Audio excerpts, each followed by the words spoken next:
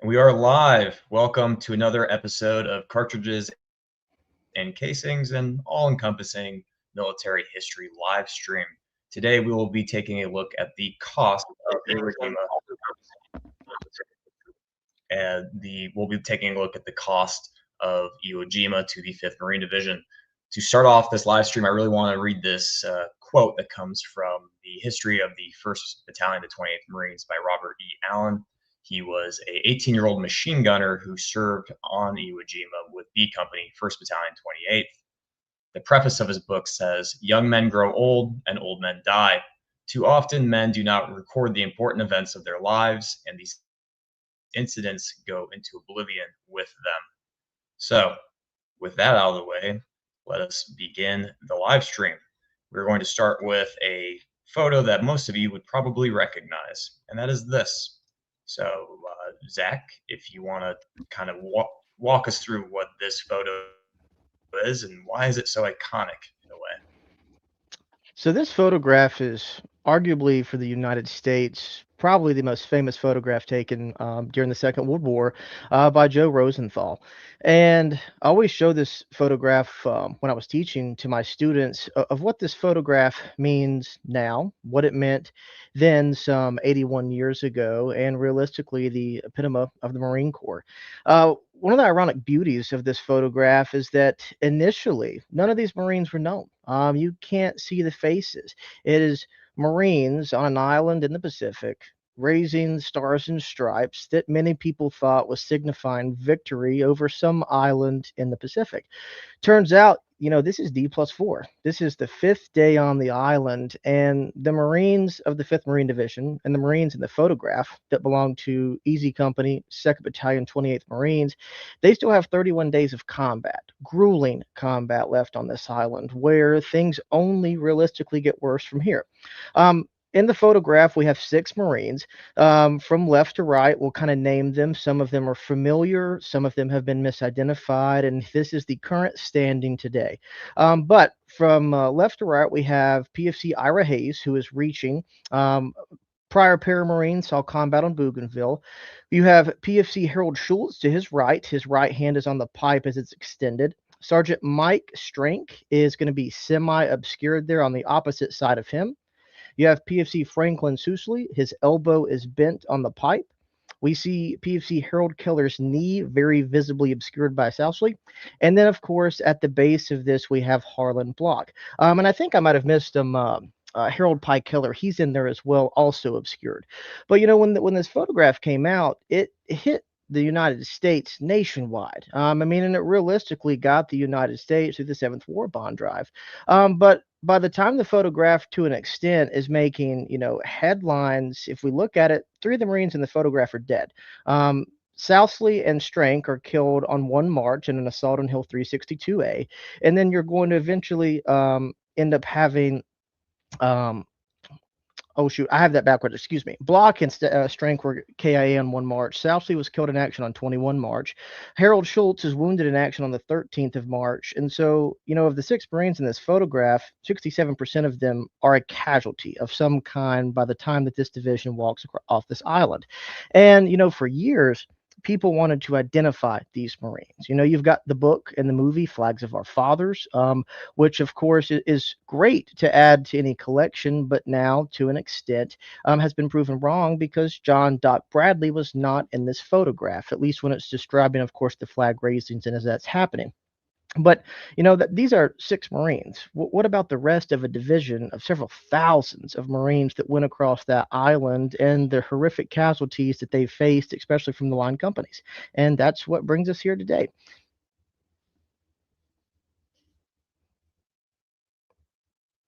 Luke, you're muted. And that's a great transition. And here we have a company photo. So who are we looking at in this photo? And why is this photo kind of important? So this is what got Luke and I connected, and that's a story maybe we can tell at the end. But this is a company photograph taken of Able Company, 1st Battalion, 28th Marines, and this is taken June, July 1944 at Camp Pendleton. And most of these Marines made Iwo in the photograph. Some of them transferred to other units, either staying stateside, and then of course replacements ended up joining them. One of them being Luke's ancestor, that was of course killed in action on the first day, that we can talk about a little later on. But if we're to take the men of this photograph, and let's say that, there are approximately 220 Marines in this picture. Of this photograph of the Marines that made Iwo, only 57 original members of Able 128 walked off of the island at the end of that 36-day campaign. So when we break that down for a single company, and we could do this for every single company of the 5th Marine Division, we're looking at a casualty rate of 74%. Almost 3 out of every 4 Marines in this photograph were killed or wounded in some capacity in 36 days of combat.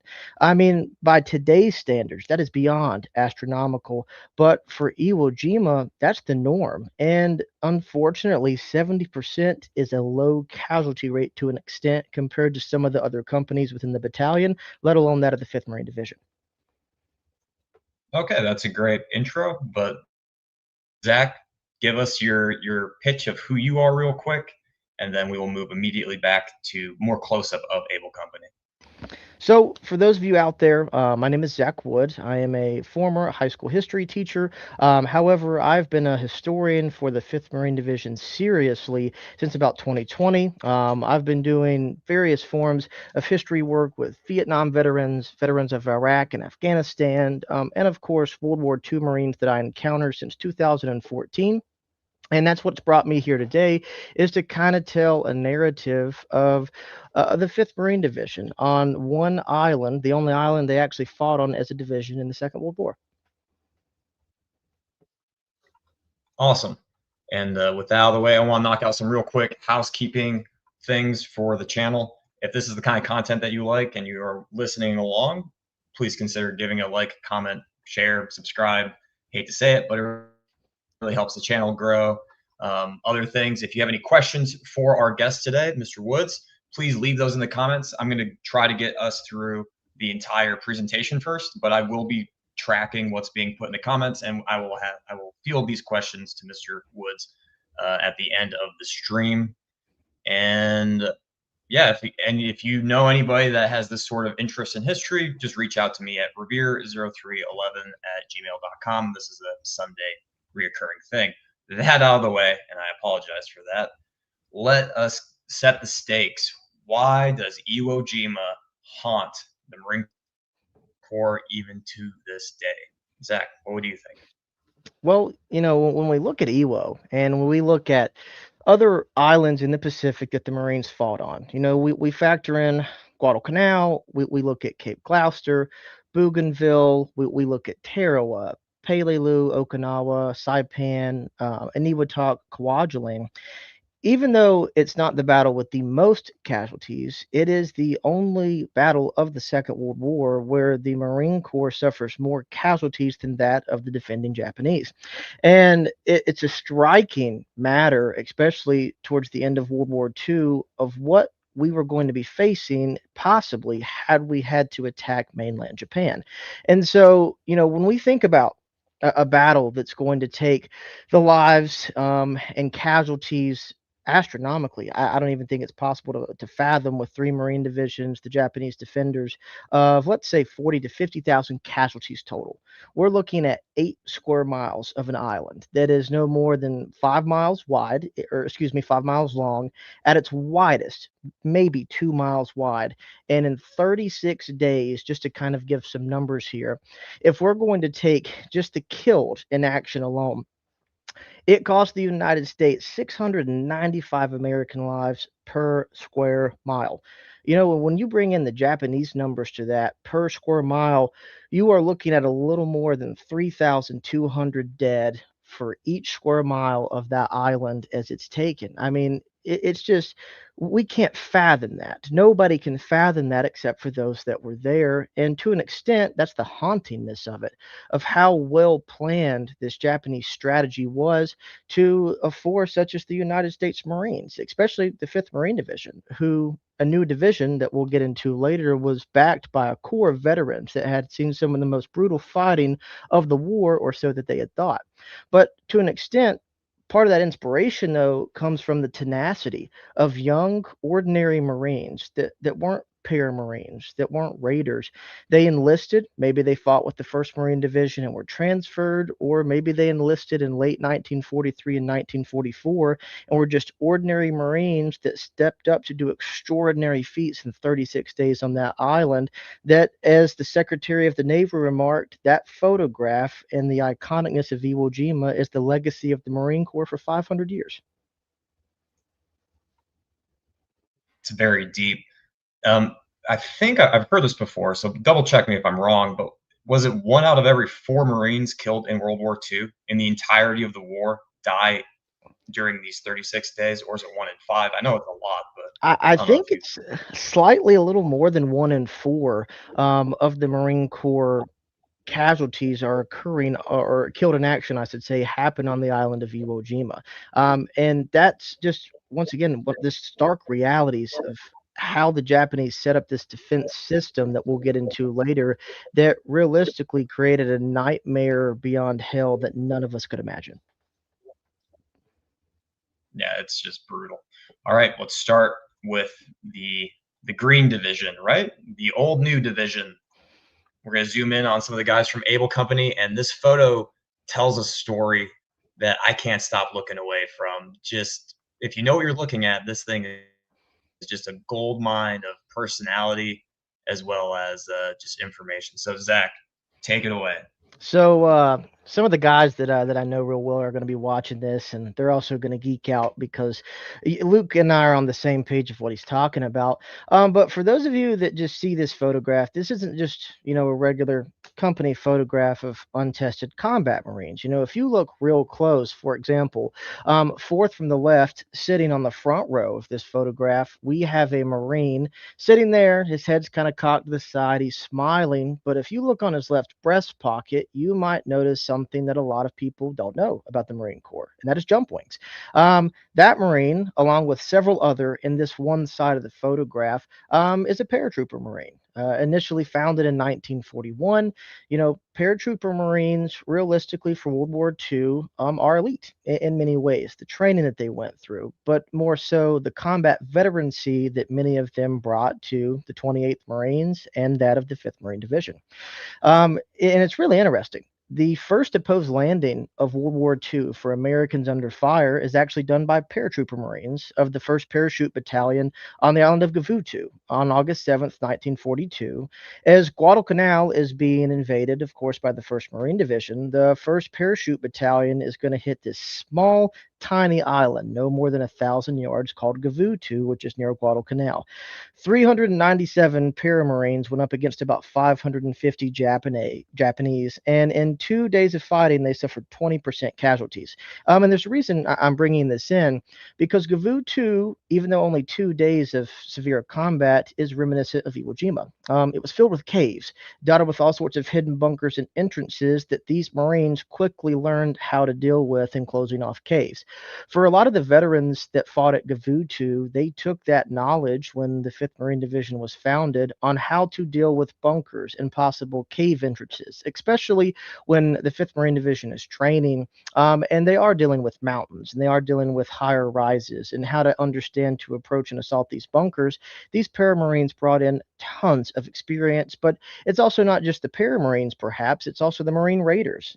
We've got a multitude of veterans, and you can actually see some of them in the photograph, different ribbon stacks. A lot of these guys have probably seen combat on Bougainville, some of them perhaps on Choiseul. which was hit by the 2nd Parachute Battalion. But, with the mix of these Raiders and Paramarines, they are going to form this core veterancy. And as you look in this photograph, as Luke kind of shifts it forward, and it's a great close up, you can just see more jump wings dotting the left breast pockets, above the left breast pockets of these Marines. And these are proud Marines. They've went through hard training, and realistically, paramarine training was harder than jump school for the Army and trying to be a paratrooper within the Army. And we can go back to that for another day.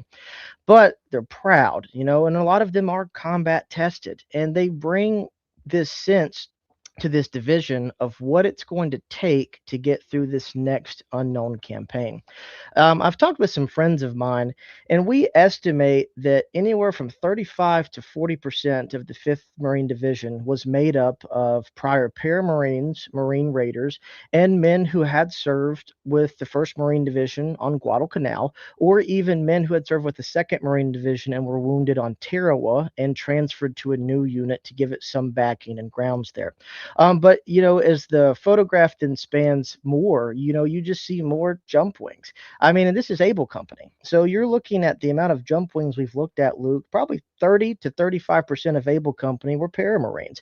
Some of them had not been in combat, but if we look around here, for example, if we take the from this photograph here, the man second from the left, if you look at his ribbon stack, if I'm not mistaken, that's a set of jump wings, and that first ribbon we see just below the marksman or above the marksman medal was a Purple Heart, signifying that he's been wounded, possibly on Gavutu, possibly on Bloody Ridge, Bougainville, Choiseul. Who knows?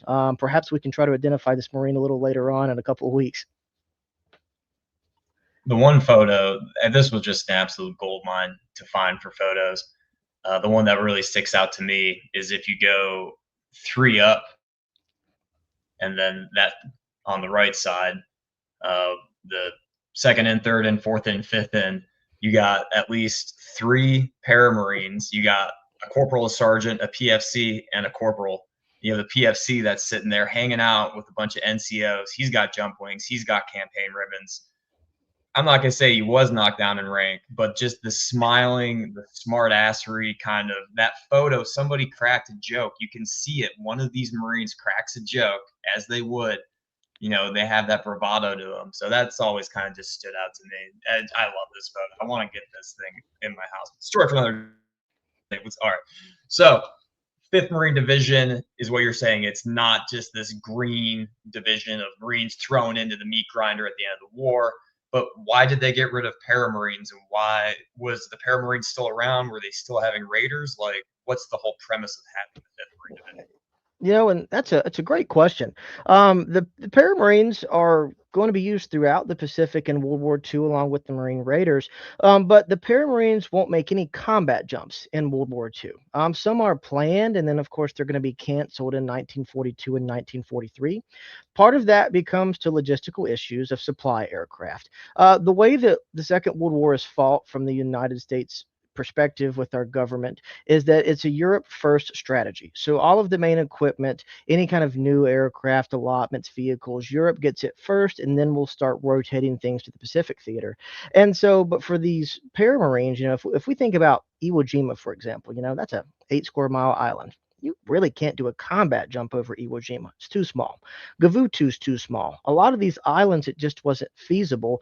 And so, due to the fact that these guys are getting paid an extra $50 a month, and for the Marine Raiders, they were designed to be these elite commandos to go behind enemy lines, hit supply depots, and they do. You've got the Macon raid, we have the Swashel raid that the Paramarines are going to participate in, but for a lot of the Marine Raiders, they're fighting and acting like regular Marine line companies. And so, after a heated debate and discussion in late 1943, early 1944, it's decided that we can save money by disbanding the Paramarines and folding their combat veterancy into 2 new divisions that are being formed, the 5th and the 6th Marine Division. And for the Marine Raiders, they are going to be disbanded as well, just due to the lack of need for this commando feel in the Pacific Theater. And they're going to be put with the 5th Marine Division to an extent, but a lot of the Marine Raiders are going to make up the 4th Marine Regiment and see combat on Guam and Okinawa, and a lot of them are going to go to the 6th Marine Division. So when the Paramarines are disbanded, it's the question of, well, where do we send these guys? The 1st Marine Division, they've got Guadalcanal under their belt by this point of February 1944. They've got Cape Gloucester. They're slowly gearing up for Peleliu in September. Well, the 2nd Marine Division has got the combat veterancy. The 3rd has just had their first campaign on Bougainville. The 4th right now is currently, if we're going to take our January time frame, having its current first campaign in Kwajalein. And so they're like, well, we've got the 5th Marine Division. It's newly formed. Let's take them and make them the combat veterancy backbone. And that's exactly where we see these guys come in, and they will play a huge role on Iwo Jima. And it's really interesting. I've never met a living paramarine. I've got a ton of books on them. I've read all sorts of articles, but for a lot of the 5th Marine Division veterans I've met, I always ask them, well, did you serve with any paramarines? Every single veteran I talked to could tell you stories of paramarines and raiders, and it's kind of funny. There was a lot of beef between the two. And so when the raiders and the paramarines are coming together within the 5th, paramarines are still wearing their jump boots. We're going to see photographs of that later. The raiders are wearing their boots that are unique. And so there's this cockiness to them. So in the slop shoot, when it's time for some beers, you've got fights breaking out because someone said one thing about the other. And a lot of these, enlisted or even officers that weren't paramarines or raiders are watching this unfold, but it's building this unique impression that would stay with all of these Marines forever, that knew paramarines that fought, bled, and died beside of them. And same thing for the Marine Raiders too. They left an outstanding and outlasting impact on the Marine Corps. Man, that is an outstanding overview. All right, so basically, we have this new division, combat hardened veterans from Guadalcanal and other campaigns. All right, so now we're going to move on to the next part, ready for our first image that you provided, Iwo Jima #1. So, Ooh. why this rock? What is this thing? And just whatever. So this is going to be a beach diagram that's going to be prepared by various intelligence sections for the 5th Marine Division, and of course for the 4th and for the 3rd. And I'll get there a little later on. But this gives you a great kind of like a bird's eye view of the horizon of what we're looking at terrain and feature wise. You're a combat veteran, you've been in the Marine Corps. Understanding the terrain is one of the key components to success with whatever theater you're operating in. And so what we're looking at here is the landing plan and diagram for the invasion beaches, as it's of course orchestrated by the 5th Amphibious Corps. So obviously the most dominating feature across Iwo Jima that anyone who's looked into Iwo can recognize is Hot Rocks, which is what it was nicknamed, but as we know it, that is Mount Suribachi. To its left, we kind of have this plateau, and you see some shrubbery there. And there was a good amount of shrubbery on the island until, of course, it was blown to hell for 72 days before the invasion, 3 days by the Navy. And a lot of that shrubbery was just burnt, and we'll see some photographs of that later. But we see this isthmus, this plateau between Mount Suribachi and these kind of rounded out mounds that we see in front of Red Beach 2 and Yellow 1. That is Motoyama #1. Now, how does this relate to the 5th Marine Division?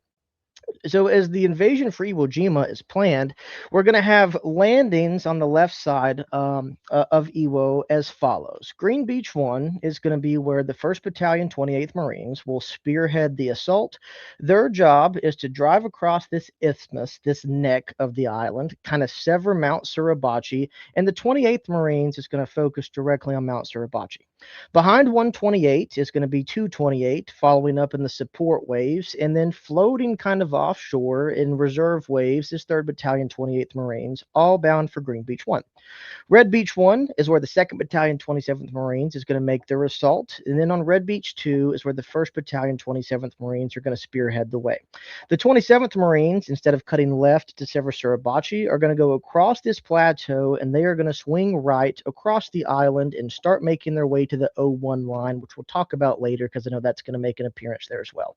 But the other beaches we see to the right, from Yellow 1 to Blue 2, those were designated for the 4th Marine Division, supporting the 5th Marine Division on the left flank. So what about the 3rd Marine Division? Well, They've just come out of Bougainville, they've just come out of Guam that summer of 1944. So realistically, the 3rd Marine Division is floating offshore. They are just held in case they're going to be needed on the island. And for those that don't know, it was really thought that Iwo was going to be anywhere from a 72-hour operation to a 96-day operation. And so Luke's brought up this great picture.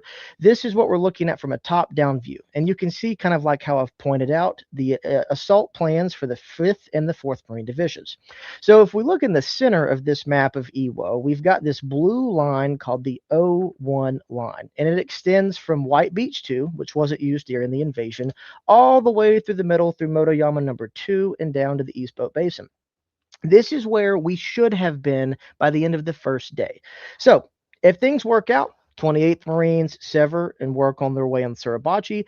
The 27th Marines with the 23rd Marines on their right flank then kind of pivot to the right. They take the southwestern part of Airfield number 1. They're going to move along the western landing beaches and some kind of rough and rocky terrain and should have been at the O1 line by the end of the first day. And that's just not how things worked out on the island of Iwo Jima. So here is one of my greatest finds, and I promise everybody these photographs are all found on the internet. I didn't steal anything, and I can send the links for this too. But this is the 5th Marine Division landing plan. In 2022, some friends and I were doing a deep dive, and I came across this on a government website. And once again, I can't think of the link, but this is the full 327 detailed layout of the 5th Marine Division invasion plans for Iwo. In there, it's got the passwords they're going to use for the first 4 days on the island, the challenging password there. There's some really funny comments and stuff that I've heard on that. But this is the landing plan. So if we look, our first wave designated for H hour, which is set for 0900, 19 February 1945, we see landing team 128. That is bound for Green Beach 1. And if we look in that first wave, that's actually not troop carrying LVTs. The first wave was actually armored amphibious tractors, armored LVTs, with 75 millimeter guns that were going to be in the first wave. So the concept is that all across Iwo is that these landing tanks with these 75 millimeter anti-tank guns are going to roll onto the beach, up the terraces, and they are going to start neutralizing any Japanese pillboxes and bunkers that haven't been knocked out by the pre-invasion bombardment. 2 minutes behind them is the assault platoons that are going to be carrying flamethrowers, salter charges, demos, making their way up the island and clearing out any resistance in their way. However, they are under orders not to stop. It's move inland, get to your assigned area for the day, and then that's where you begin to dig in, but you don't stop. But we're going to run into a problem. What the planners failed to understand is that how, I guess, I don't know the exact word for it, but how much the sand would play into an effect that day with the LVTs. When the armored tractors made their way inland, that due to the weight, due to the softness of the sand, most of the tractors sunk into the sand along the landing beaches that day. Very few of them made it up the terraces, and those that did were often quickly targeted by Japanese anti-tank guns or artillery there. So for a lot of these Marines in the first waves, they're expecting to see the landing tanks on top of the terraces, already hammering into Japanese positions. And so when the ramp drops in their LVTs, or if they're in the older LVTs and they go over the sides, a lot of them are like, what the hell? Why are the amphibious tanks down here not giving us fire support where they're supposed to be? And that's where you're eventually going to have a lot of the guys talking about, just how they quickly were swallowed up by the sand. But as we make our way through this landing table, we can see the breakdown of how organized an assault on one island in the Pacific is. I mean, every 5 minutes after the second wave, you have a wave of vehicles coming in, bringing troops, bringing supplies. If we look in the 7th wave and immediately go to landing team 227, we see the 5th Tank Battalion is going to be landing its 1st and 2nd platoons on Red Beach 1 to make their way inland to start supporting the assault companies as they make their way forward. You've got all sorts of moving parts in this. And here's the thing for people too. These LVTs and eventually the landing craft LCVPs, they don't just dock on the beach. They drop their troops off and get the hell out of there because you've got waves of supplicant troops coming in. All the while this is happening, you've got naval bombardment as the LVTs are making their way in that's pounding the shit out of the island. And a lot of the untested Marines that hadn't been, affected by combat. They were like, how can anything live through that? And for a lot of the Paramarines and Raiders that had been there, they said, mark your words. They said, this is not going to go exactly how you think it is. And that's documented in numerous books that I can show at the end of this. And so, as the naval bombardment lifts, then you've got hundreds of Navy fighters, Marine fighters that are dropping ordnance all across the island. And it's a bewilderment. A lot of the guys that truly hadn't seen combat were like, how the hell can this island float after this beating that it's taken? And unbeknownst to them, realistically, you've got 22,000 Japanese defenders, very few of them that have become casualties that are waiting underground in bunkers, watching all of this happen, watching these Marines come onto the beach.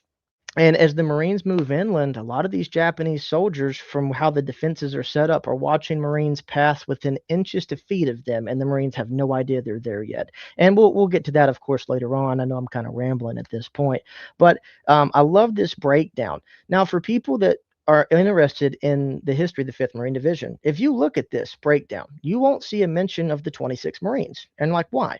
The 5th Marine Division was made of 3 infantry regiments. We've got the 27th Marines, we've got the 28th Marines, but you've got the 26th Marines. The 26th Marines were actually held floating in LCVPs offshore as a division reserve, that they are to go in anytime on D-Day that they are needed. So if shit hits the fan on, let's say, on Red Beach 2, the 26th Marines can be ordered to land there to assist the 27th Marines as they're fighting their way inland. By noon, you have elements, and this is 3 hours after the invasion has started, you have elements of the 26th Marine landing, because within 3 hours, shit has hit the fan, and the 26th Marines are going to be needed on this island. And for a regiment, the 26th Marines will suffer the most, and we'll get to that later. Awesome. So where is the Able Company? Able Company is Now, there in the 3rd and 4th waves. yes, sir. So So we'll break that down for our 128. For 128 hitting Green Beach 1, you have C Company and B Company left and right as they're making their way inland on Green Beach 1. And behind them in the support waves is going to be Able Company. So Able Company is going to land in the 4th wave with its entire company coming on shore. And it's going to have elements of the headquarters company with it and elements of the 28th Marines that are going to be attached from the headquarters company of that regiment. So what that means is that Able Company is technically not in the lead assault, and they're in reserve, as you know. In World War II, the idea is we'll have 2 companies up front in the assault. Let's say Baker and Charlie Company. Able Company's in reserve. If Charlie Company gets really hammered on the left, Able Company comes in, steps over their line of departure, takes their spot, and continues the attack. Charlie Company now gets a break and gets moved into reserved, and we rotate our companies, 1, to limit casualties, 2, to try to keep troops as fresh as possible.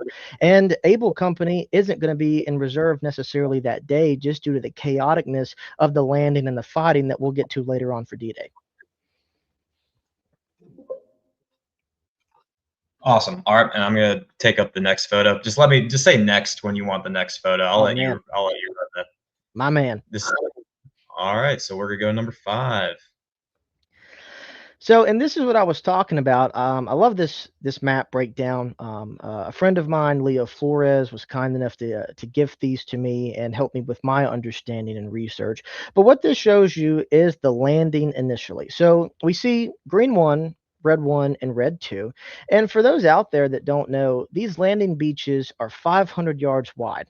So we have 2 companies landing on a beach that is 500 yards wide designated. So that's a pretty good length of terrain for spacing there to keep our troops spaced out as we move inland. But for each of the red positions that you see on this map and the purple positions, those are known fortifications that were identified by aerial photographs on the island. When Iwo Jima became a target, by the summer of 1944, outside of the air raids that are going to be flown by the Navy and the Air Force, you're going to have reconnaissance photographs where they are going to photograph every inch of this island in as much high detailed information as possible. And they're going to pick out what they believe are fortifications or what they can identify. And to let people once again know, that is known fortifications. There are numerous other positions on this full map of the island where they don't know that the Japanese have dug in a bunker bunker here in this crevice. There's one dug into this rock because of the just how well camouflaged the island was. But as we see here, we've got Baker Company making its way on the left, Charlie Company on the right. And if you would imagine, in a sense, a triangle where the triangle is a point facing towards me. Able Company is that point behind them, there to help out anytime that they are needed in that initial assault. Awesome.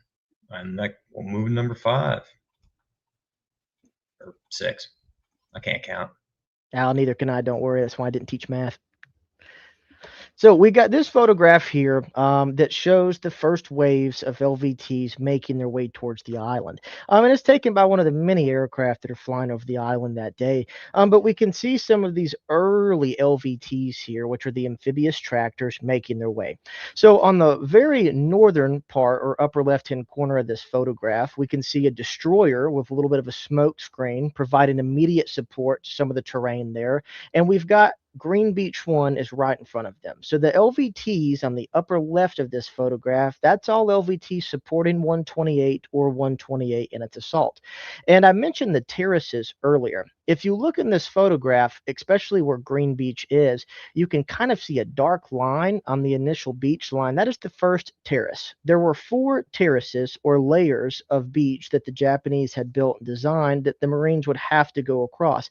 Part of that was done to limit what vehicles could be brought inland.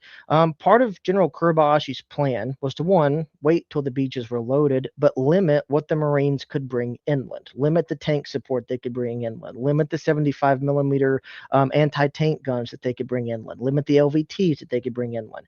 Because if you can isolate these Marines without any kind of support, no armored vehicles, then you can slowly chew up these assault platoons, these companies as they make their way inland. And that was exactly part of the plan.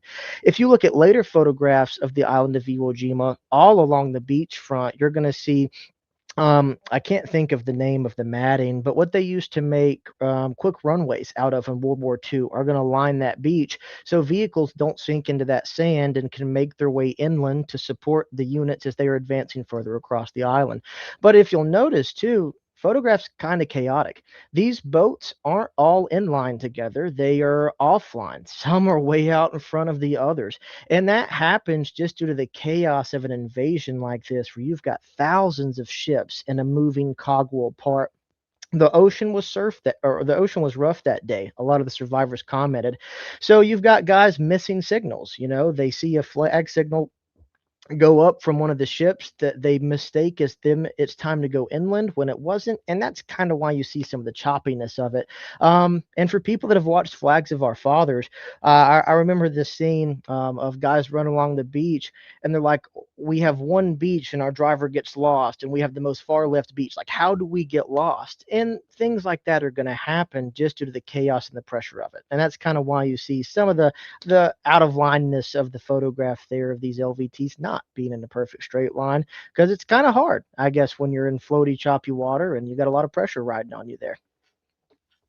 Yeah, what really sticks out to me is how close those destroyers are that are hitting Iwo, and then you can see the first 2 waves. And then so our Able Company guys are, I would assume, either that third wave that's just breaking on the top left. But Probably but so. do you think that's Able? It very well could be. I mean, realistically, like, Depending on time. and because I've seen this photograph labeled as the first troop waves hitting the island. So if we're going to take it for what it is, the first troop waves are those very first LVTs we see there. So if we're going to do waves, that's 1, 2, 3, 4-ish. It just depends. We realistically don't know unless we're able to be there ourselves to witness it, which I don't want to actually go do. I was watching some footage of from the beach, and it was just recently. It was like 128B or something, like how they labeled it. Yep, And it was just like, man, that is Baker Company, 1st Battalion, 28th Marines. sure Like you is. can see this. But the thing is, like the more invested you get into this, the more the photos mean they tell the story. You can see the landing units markings and all that other stuff. It just gives you shivers. All right, I'll get the next one up here for us. So And this is a quick, simple favorite of mine.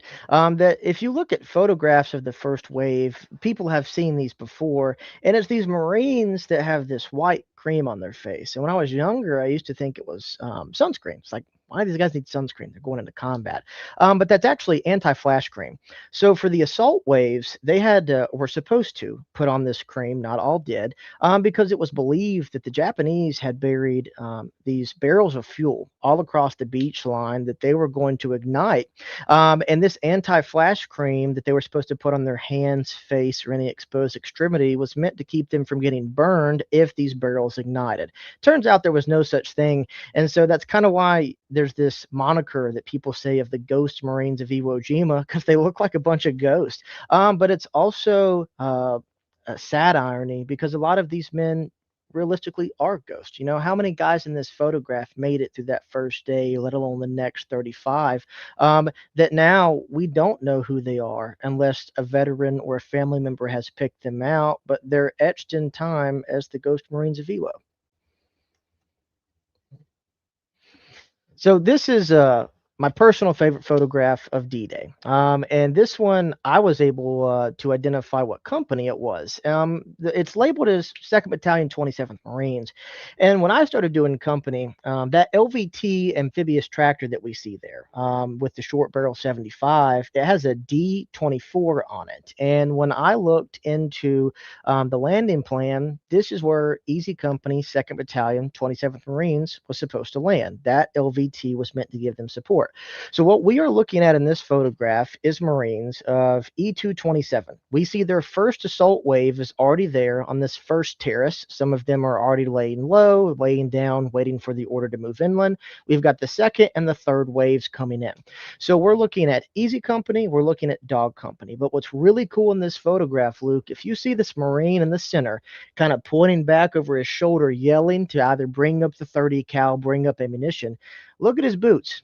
Paramarine. He's wearing Paramarine boots right there. Now, I say he's a Paramarine. He very well could be a Marine Raider, but you'll notice more of these photographs, some of the iconicness of these Paramarines and Raiders that still held on to who they were before they were formed into the 5th Marine Division. You know, these guys were proud. And I've interviewed Marines who talked about they identified their friends that were dead because of the boots they wore, because you could tell who the Paramarines were, you could tell who the Raiders were. So in my mind, just because I love the Paramarines, as with the hat, I like to think that that's one of the Paramarines that was a veteran of Choiseul, possibly a squad leader, maybe even a platoon sergeant, getting ready to bring his men as they moved inland. Same kind of photograph here, taken from Red Beach 2. And if you look in this photograph again, you'll notice more jump boots. The Marine that is not farthest left, but if we look at that top terrace, second Marine from the left, and you look down a little bit, you'll see a Marine kind of on the slope there. He's wearing jump boots as well. And there's some other Marines in this photograph that if I had time and could take a marker to, I could point out some of the jump boots there. But just the uniqueness of seeing these individuals on the island, you know, they're unknown, but we do know that these are prior Paramarines to some extent, or even Marine Raiders. Next photograph, my man. And this is a photograph that's going to be shot from Red Beach 1 looking down towards Green Beach. Now, this photograph is taken about 9:30 or 10 a.m. in the morning, and this is when shit has hit the fan. A lot of the veterans have talked about, many of them saying that they didn't receive initial fire when they came ashore, but when you actually look at the after action reports for the regimental and battalion level, it gets kind of muddled. A lot of the battalions mentioned taking small arms fire as soon as they hit the beach. And that's 128, for example, as you and I talked about in our messages. 128 gets chewed up pretty bad within the first 30 minutes of landing on Green Beach and moving inland. I know Baker Company gets absolutely demolished, and we'll bring that up a little later on, just in the first day alone within their officer casualties. And as you have these assault waves hitting the beach, you've got guys dropping, you know, from random rifle shots perhaps fired, machine guns that are dotting the line. I know for E227, they hit the beach, and within a minute, their company commander was shot through the mouth. He ended up surviving, but they lost their CO, who was a Paramarine veteran of Bougainville, within the first 60 seconds of being on that beach.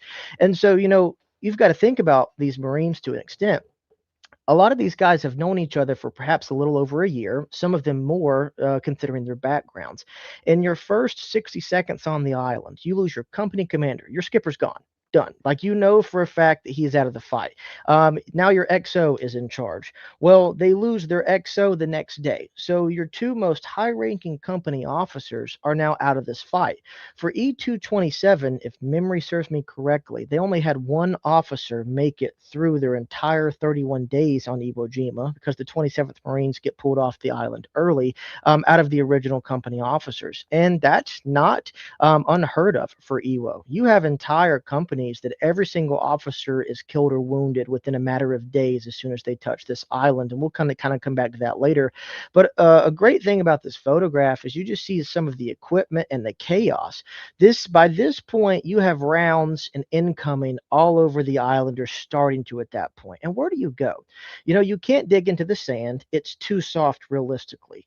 The flip side of that, for a lot of the artillery that's landing along the beach there, it's so soft, it's absorbing a lot of that shrapnel. So casualties are actually kept lesser than they probably should have been just due to the makeup of the island. But if you go inland, you've got untold numerous bunkers that you're going to encounter. Where do you go? But it's the moniker of the Marine Corps. You have to move inland. You can't stay on the beach. You're going to get killed. Anyone that's watched the Pacific that has seen, I think, episode 9, that does show Iwo Jima for the last 25 minutes, of John Basilone, of literally get your asses up and move. You either die here or we die inland. And you really can't crowd the beaches. By lunchtime, after this photograph is taken, you have the 26 Marines, a whole regiment, 2,000 plus Marines that have to land somewhere. They need space. We have vehicles, equipment.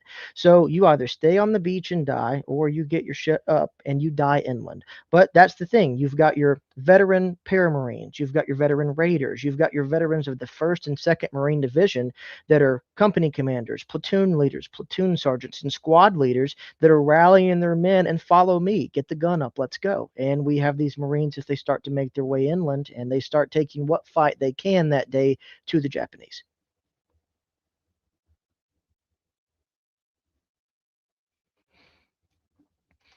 And this is that photograph. We've got Marines of 128 moving inland across Green Beach.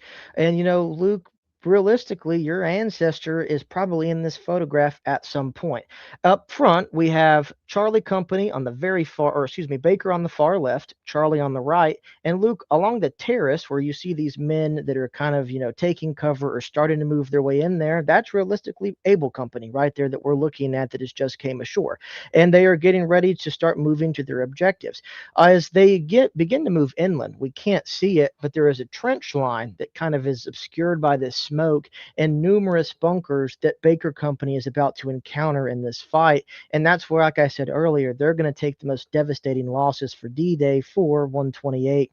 But as they move inland, realistically, you have no other choice. You've got the guns from Suribachi that are pounding you from the left. You've got the high ground of Motoyama to the right. You've got bunkers and guns in front of you. And this is where the officers and NCOs take command. And I'll bring up some of those personal stories towards the end of that. But next photograph, please. Unless you have questions, chime in. I ramble. I'm bad for that. Now, this is one of my favorite photographs of a water-cooled 30 cal in action. And for any of you O331s out there, you guys are going to appreciate this photograph. But we can identify what unit this is. We perhaps can identify who the Marine is, but we can identify the unit. And some of you are like, well, how the hell can you do that? On this 30 cal, we have this 833 that is painted on the side of it. The Marine Corps did not wear patches into combat during World War II, but as we can see on the uniforms behind me, on their alphas or on the dress blues, they did wear them, of course, for ceremonies and, of course, just for out in public to identify themselves, but not in combat. 1944, they come up with a system to identify Marine units in combat, and it's this unique numeric identification system. So each division is going to be given a symbol, each division is going to be given a set of numbers. And this is a photograph that's labeled as machine gunner on Green Beach 1. So that 8 stands for the 28th Marines. That 3 is the 3rd Battalion. That last 3 is the 3rd Company. So the way that they break that down is the 1st Company is the headquarters company. The 2nd Company for the 3rd Battalion. Now I've got to think real quick. Hold on. So the 2nd Company is G, the 3rd Company is H, and the 4th Company is I. So this is a Marine machine gunner from H328 laying down suppressive fire on positions somewhere near Green Beach 1, short of Suribachi, as the battalion moves inland. But this is a photograph taken later in the day on D-Day, because the UHAV 328 doesn't land until, geez, right before lunchtime, around lunchtime on Green Beach. So this is a photograph probably taken anywhere from 12:30 to 3 or 4 o'clock that afternoon of already getting these different battalions into combat due to casualties that are hitting 128 up front. What's also interesting, you can see he's not using sights. He's using tracers. He's using impacts. He's walking his fire on. And from what I've experienced in training and in life, that's actually a lot. That's how machine guns work. You don't just look down the sights. You just kind of walk them on. All right, let's get the next one going up. That's incredible. And that photograph is a part of another series. I don't think I put that photograph in here where you can see just boxes of machine gun ammo that they have went through and shell casings all over the place. But yeah, absolutely hit the next one. So we have a photograph of this Marine of 127 moving just, this would be southeast of Motoyama number 1. Unknown Marine, but moving inland, and we kind of see some of that shrubbery I talked about. When 127 is making their way inland on D-Day, they're going to encounter some of this shrubbery, like I've said, that's burned out. A lot of it turned into spider holes or small 2- and 3-man positions that are going to be fielded by Japanese machine guns or Japanese riflemen, meant to initially cause some casualties and kind of slow the Marines down inland. But as this Marine would essentially kind of crest this plateau short of the airfield, 27th Marines with the 23rd on the right are going to encounter all sorts of defensive lines around Motoyama number 1 of interlocking fields of fire, mutually supported bunkers, pillboxes, all sorts of defenses that they're going to have to maul their way through. And like I said earlier in the show, we'll kind of see where the front lines for D-Day stand at the end compared to where they should have been, and just how intense things are just for the first 24 hours on the island. And so we've got photographs of these Marines taking cover in a shell crater. This is near Green Beach 1. And so these Marines are unidentified. Memory serves me correctly. I believe it's 328. I'll have to just check my references on that, but that's besides here or there. But you get a kind of a great shot on some of the equipment. You'll notice, though, most of these Marines have ditched their packs by this point. Their packs and lower packs are now either tossed to the side. Rear echelon units will bring that in. These Marines are actively engaged in combat for the most part. And as you know, when it comes to combat, you don't need anything extra that's going to weigh you down. So they're carrying ammunition, grenades. You've got this Marine, it appears, with the M1 carbine on the right side, has lost his K-bar, and he has replaced it with the M1 bayonet that's actually put into that sheath there. There's not a K-bar. And at this point in the war, at least for the 5th Marine Division, they don't have bayonets for the M1 carbine. So it's kind of interesting seeing some of these little tidbits of gear here as these Marines are waiting for the next order to move out or what next position to take. But these shell craters are not dug by them. They're using shell craters either made by the bombardment itself or by the Japanese counterfire if they're coming themselves inland. But you have to take cover somewhere, and turns out the shell craters, at least near the beach and the isthmus, provided some of the best cover possible compared to what they could dig in with. And this is the end of the front lines for the first day. So we're looking at 500 yards realistically that the 28th Marines have moved on D-Day. Now, mind you, if we go back to, I think, the second or the third photograph, they're supposed to be well north of Motoyama number 1. They're supposed to be west of Motoyama number 2. Yet this is the front lines. And that kind of speaks volumes of the Japanese plan and the intensity of fire that they faced. For the 28th and the 27th Marines, to an extent, because they were in some of the initial waves, they were lucky compared to that of the 26th Marines. I interviewed Waldo O'Malley 2 or 3 years ago, maybe four, I can't remember now. And he was a bar gunner with E-227 and landed in the first wave. And he cited that, their day was pretty light compared to most. And he said they'd encountered some positions in fire, but he said about 10 o'clock or so, when we were kind of dug in halfway on the island waiting for more orders to move, he said the beach was just getting lit up with all sorts of mortar, artillery fire from the Japanese. And a lot of that's going to be on those rear echelon units coming in, or the 26 Marines coming in, or the supporting elements that are just kind of caught in these crosshairs of nowhere to hide realistically. But the front lines, they're not very far inland by no means. I mean, look at the 28th Marines. You've got Able Company 128 is dug in watching the western shore there to the right of the position that has a little 75 millimeter gun marking. You've got George Company 328 to their left, Baker to their right, Charlie to their right. Just by looking at the map, things are not good for the first day by no means. Now, why is it like this? Is it just the failure of the 5th Marine Division? No, it's not a failure. But at the same time, if you look to the right of the 5th Marine Division, you see elements of the 4th Marine Division, 23rd Marines, 25th Marines, 24th Marines that are dug in there. They haven't reached their objectives either, just due to the intensity of the Japanese fire. The invasion bombardment that had lasted, 3 days before the Marines got there, the Air Force and the Navy bombing it for 72 days prior, it created a lot of holes, probably gave a lot of headaches, but realistically, it did nothing to deter the Japanese defenses. And that is one of the monikers that people really need to understand with Iwo, of how ugly it is. This is day one. Now, day two, we're going to see some moderate gains, but the worst part of Iwo Jima was on the north end. And these guys thought the first day was rough by the artillery bombardments. This is nothing compared to what the survivors are going to have to go through in the next 35 days of fighting there. Ask any questions you've got. And this is the reality we see here. It's a graphic photograph, but it's a shocking reality of Iwo. It's the shocking reality of war. We have Marines in this photograph, 7 to 8, and this is taken near Green Beach, Red Beach 1, that were all taking cover in this shell crater that took a direct hit by Japanese artillery fire. So we have elements of a squad, definitely perhaps a couple of fire teams, that are all killed by this blast, realistically. And this is just one of the many signs to come for the fighting inland. And the fighting on the first day, most of the wounds are by shrapnel wounds created by the artillery and the mortars. But for 128, most of their wounds on the first day were by gunshot wounds, just due to the bunkers that they are having to clear out in their defensive areas. As the Marines begin to move inland and move to the north side of the island, you'll see those statistics change, where shrapnel wounds necessarily don't become the most common, especially when we get to places like Nishi Ridge, Hill 362A, Death Valley, Bloody Gorge, Katano Point, the Badlands. Gunshot wounds start to become more common because they're encountering the bulk of the Japanese defenses that were really on the north side of the island. And this is my one of my favorite photographs of 227.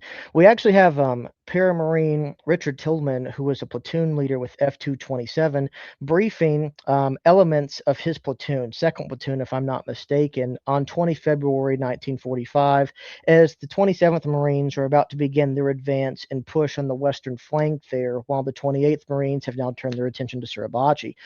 Tillman, who is in the center of the photograph, holding the map with his finger on the map, pointing out Japanese positions, would be awarded a Silver Star, would be wounded, of course, on the island and evacuated. And I actually have a uniform that belonged to a Marine that served in F227. And I've been pleasured, of course, to tell his story, and I'll perhaps do that at a later date and time. But you can really kind of break down some of the equipment changes here. Some Marines are carrying their packs, but the Marine on the right most has changed out his pack for a gas mask bag, rubberized and waterproof. Maybe he's keeping some personal things in there for luck, or personal things in connections to the family or not. But you can also see the platoon leader here is carrying 2 bandoliers of ammunition, whether that's M1 Garand, M1 carbine. I can't tell because I can't see his personal weapon there. But if it tells you anything of the fighting, that this is not just a fight that's fought by the enlisted. These positions are going to be cleared by officers, realistically, that are leading their men up front.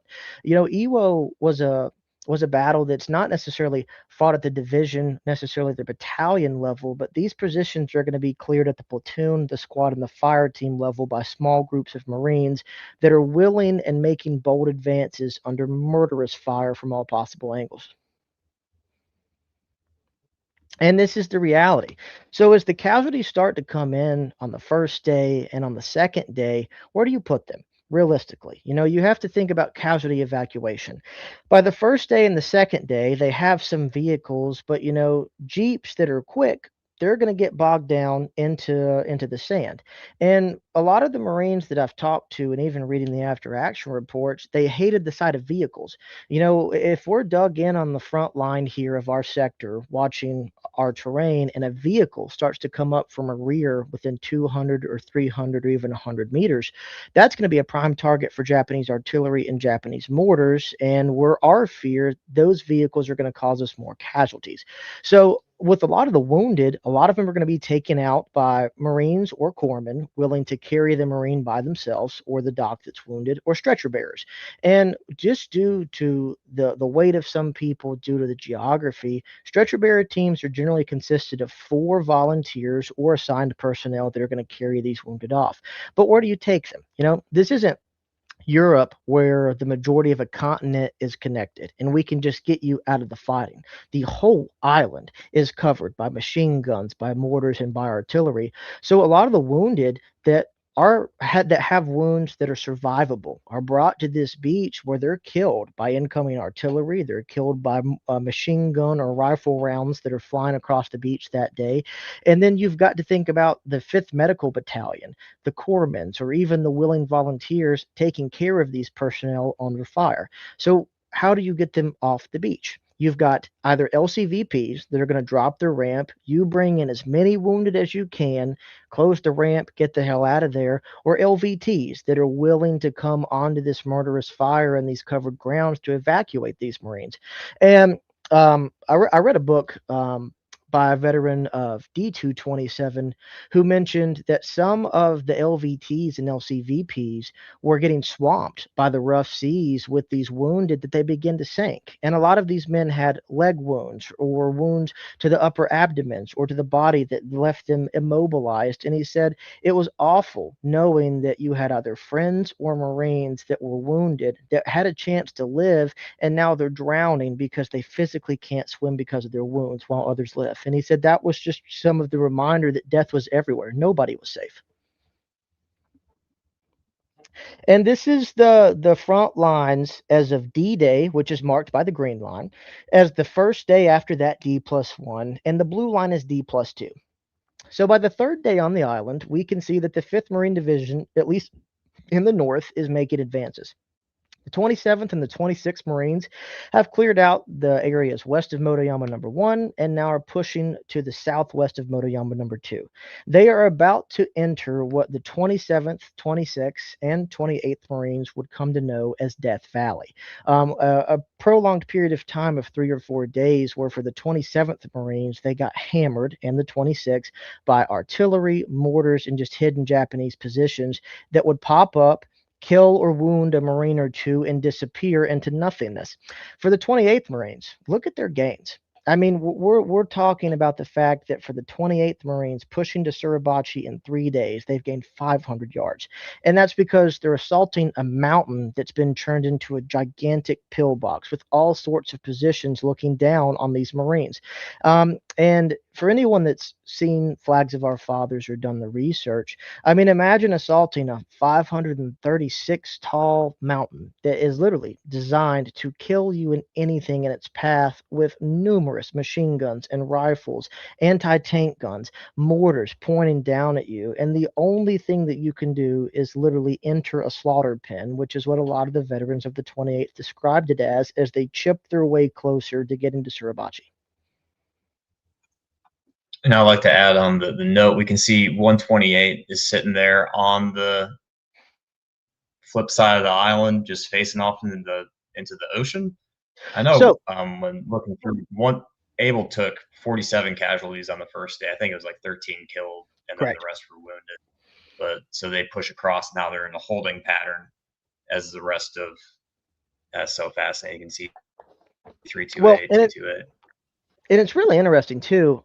For 128, that first night on the island, they actually had some Japanese soldiers on some landing craft, as it's reported in the after action reports, that come from the northern end of the island to try to make a small counterattack that they just end up cutting to pieces as they were moving that night. And so part of the reasons that you will see, 128 perhaps in a holding pattern there and overwatching those beaches as well is because Japanese were attempting to infiltrate behind marine lines coming through the literal Pacific Ocean from the northern part of the island there. But at the same time, especially for D+2, 128 is doing mop up.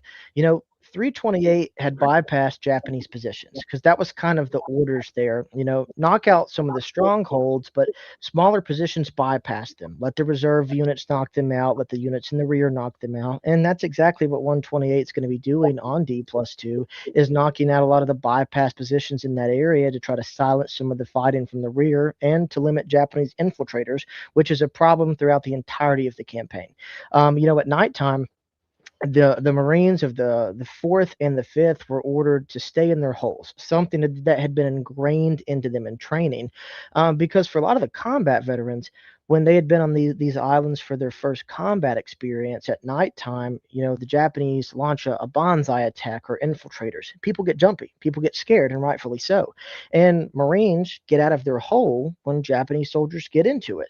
Well, the problem is, a Marine 2 holes down from you sees movement in the night, maybe doesn't ask the challenger the password because of the fighting going on, mistakes you as a Japanese soldier, pulls the trigger and kills you. And it happens. It happens on Iwo. It happens on every single island in the Pacific because people do make mistakes.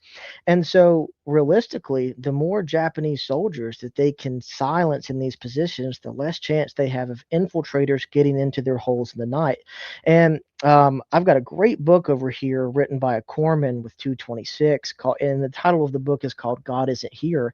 And in that, his second or third night on the island, he had Japanese infiltrators get in the hole with him and another Marine, and they fought hand to hand with Japanese soldiers.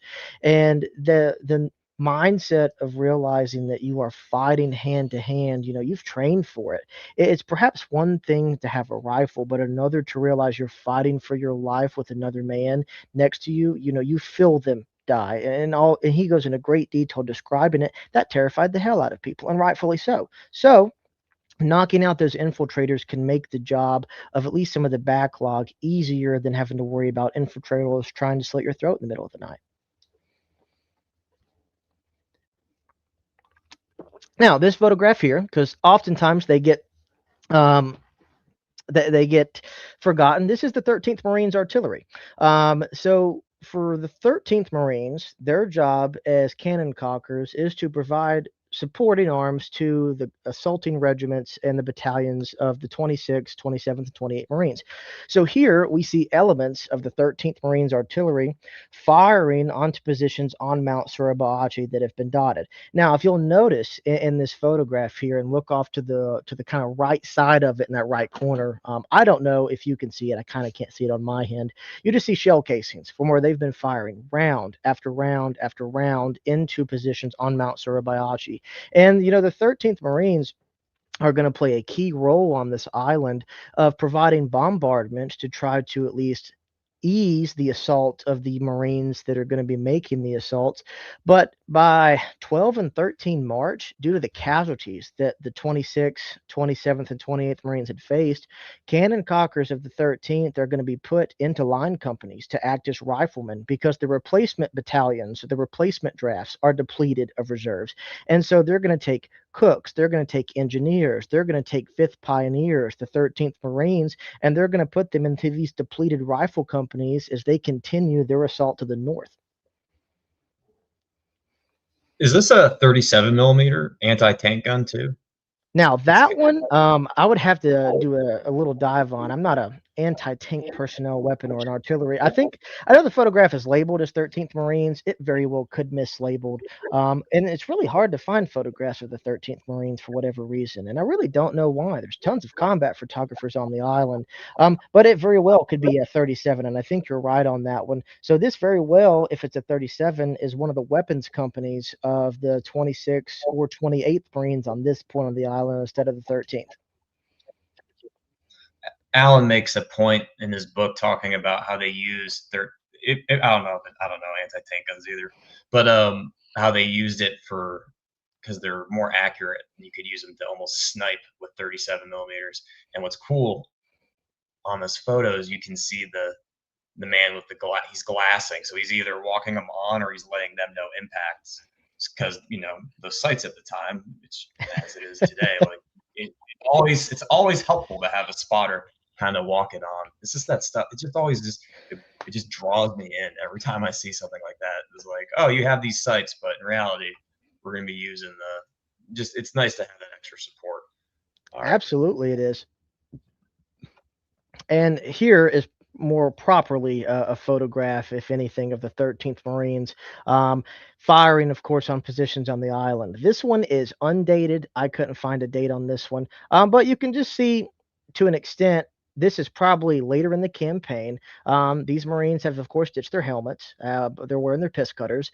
They have ditched a lot of what you would generally consider 782 gear. So the reason I say it's probably later is because at this point, these Marines probably felt a hell of a lot safer by that point in the island, realistically, compared to some of those early days, those early weeks to an extent from where they're firing from. Because the 13th Marines are going to be settled around Motoyama number 1, parts of Motoyama number 2, firing fire missions all across the northern side of the island until some of them are brought into the rifle companies, because that's where the manpower is needed. We don't need perhaps 7 or 8 men to a gun team. We need these men going to fire teams that don't exist anymore. We need them going to platoons that are being led by privates in private first class that consist of 12, 13 Marines, if that, where they're still needed in the assault because we still have to finish our objectives. And I had somebody ask me once, well, why couldn't the 4th Marine Division or the 3rd Marine Division move over and take it? Why not bring in the 1st Marine Division or the 2nd Marine Division? Well, one, the 1st and the 2nd are preparing for their own campaigns that are coming up, or recuperating from campaigns they've been in. Two, you can't move the 3rd and the 4th because the 3rd is on the right flank of the 5th Marine Division, slogging it out through the middle part of the island, through Hills 199, Hills Obo, and Hill Peter, and the 4th Marine Division is fighting it out through Hill 382 and the meat grinder, suffering their own casualties that are astronomical. It's the unfortunate circumstance of the island, but the rear echelon or personnel that were considered to be in support or reserve are more needed in the front lines than they are in the rear, and that's the nature of it. Every Marine's a rifleman. It's interesting what you just said is the 3rd Marine Regiment doesn't land on the island. Correct. Only 9th Marines does. But 3rd Marine Regiment has the battle honors. For Iwo Jima. I was 2-3. So. The 9th and the 21st are going to land within 3 or 4 days of the initial invasion, and that's how bad things were. They're meant to be offshore only if things get worse, and this is a 5-day operation, and here they are. Great photograph. This unit's unknown. The date's unknown. But for any of you that are mortarmen out there, you've got a great photograph of a 60 millimeter in use, and you can tell that these guys are currently in the middle of it. You've got discarded tubing from the mortar shells. You've got already shells that are primed and ready to go out there. My friend Mike Harris, who's going to be watching this, was a 81 FO in Vietnam, but Mike can synthesize with this. You've got somewhere out there a forward observer or somebody on the horn as a platoon leader or acting as such, calling in these fire missions and adjusting fire so the Marines can take these positions. And that's all the supporting element needed there. But a lot of these mortarmen, realistically, by the 3rd week on the island, maybe even the 2nd week, they're going to be put into the line companies too, because that's where they're needed. We need the riflemen, people that can assault these positions and clear them, not necessarily just lay down the supporting arms. And it looks like you can see his A gunners holding the bipod. Yes, you can. Yeah. So that means it's not Yeah, he's just holding that to provide steady gain. I'm not Mortarman, obviously, but Well, dropping. and you've got the aiming staked out there in front of the gun position as well Oh that you yeah, can you see do that see that. stripe Oh, too. that's so cool. That's awesome, man. One of my friends is a mortarman, did 3 deployments in Afghanistan. I'm going to have him on as well and talk about using mortars. Little plug for any future episode. All right, back and the next one. Plug Something away. we didn't have. Something we didn't Thank have in Afghanistan. Well, and this is where a lot of people have their view of the Marine Corps in World War II is the flamethrower. I mean, it's definitely iconic, but it's also a terrifying weapon. And for a lot of people out there, flamethrowers don't just incinerate people to death. A lot of the victims of flamethrowers, they die of asphyxiation because when that heat in that flame enters the bunker and when it retracts, it takes every bit of oxygen out of that bunker, out of that cave. And so, a lot of these Japanese defenders that are perhaps breathing, they're going to breathe in this hot air. And that hot air is then, of course, going to possibly incinerate their lungs and esophagus. But when it retracts, if they don't breathe, there's no oxygen to breathe in. So, they struggle to breathe. They can't breathe at all, and you're fighting for oxygen. That's going to give some reprieve for these Marines making these assault on these bunkers, these pillboxes, to get grenades in there, satchel charges in there, demo in there, or for the flamethrower to continue to press the attack and incinerate those inside alive. But it was needed. Unfortunately, it's a brutal weapon, but it was effective.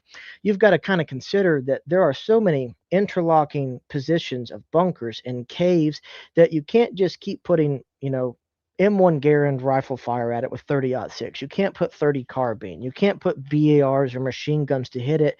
We have to incinerate these positions, and then we have to put a satchel charge in there to officially seal it off so we don't face any more fire from it.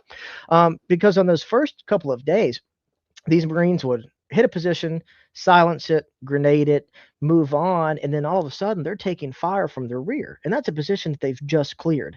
They learned quite quickly to use flamethrowers and satchel charges or any kind of demo to officially close off those positions so they wouldn't take further casualties from them or have to re-hit them at a later date and time. And we get to perhaps a lesser known photograph that people might not realize. This is the first flag raising that's taking place. For those that don't know, there are 2 flags that are raised on the island of Iwo Jima. The first photograph we showed at the very beginning of this episode is the most famous. This is the first, though. This is the one that Marines, corpsmen, Navy personnel that talk about seeing a flag raising, this is what they saw. So on the 23rd of February, 1945, E Company, 2nd Battalion, 28th Marines is going to be tasked with taking a patrol up Suribachi and seeing if it's safe, and then under the orders to plant the stars and stripes. And so in this photograph, what's really cool, we see one of my personal favorite Marines who unfortunately is killed on this island is Hank Hansen. Hank Hansen, in my opinion, is the most easily identifiable Marine in this photograph simply by his boots, because Hank Hansen was a paramarine. You can see him right there to his left with his left arm extended on the pipe and his jump boots, which of course with the pants bloused in. But in this photograph, we have Lieutenant Harold Schreier, who is kneeling behind the radio man that's left of Hansen. We have PFC Raymond Jacobs, who is the radio man who was reassigned from F228. We have Sergeant Hank Hansen, of course, holding onto the flagpole. We have Platoon Sergeant Ernest Boots Thomas, who is also going to be killed in action there. He's seated. We have Private Phil Ward, who is holding the lower part of the pole there. Doc Bradley is actually in this photograph. He's holding the flag, holding the pole with both of his hands. And then, of course, we have Private James Michaels, who's holding the M1 carbine closest to us. And above him is Corporal Charles Lindbergh, who was a flamethrower operator with E228. And then we have great photograph taken of a Marine of the 28th looking towards the left side of Mount Suribachi as artillery explodes inland. Now, is that Japanese artillery? Is it Marine artillery? Realistically, it could be up for grabs for either one. This could be a member of 328 on D-Day that's behind 128 and 228 watching supporting arms hit a Japanese position, or that could be Japanese artillery hitting Marine movements on the island. But it does kind of give you an idea of the terrain. that we see, because the sands of Iwo Jima are absolutely this coarse black sand. But as we'll see in some later photographs, as we move inland, the terrain turns into this rough and rocky, rugged terrain where anything could be turned into a hitting fighting position. But you also see the effect of exploding artillery, the impact that has, and what you can't see is, of course, the hundreds to thousands of shards of shrapnel being flown around just due to that impact. And we've hit this one, the most famous photograph that people associate with Iwo, and rightfully so by all means. But like I said earlier, I'd like to hit this again. This is far from the end of the island. This is where things start to get significantly worse for the 5th Marine Division. Go ahead, Luke, next photograph.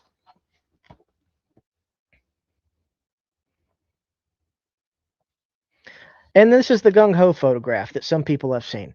So this is a mixture of guys of the second flag raising and the first flag raising. And this is truly a posed photograph because, there's a lot of debate with the flag raising photographs.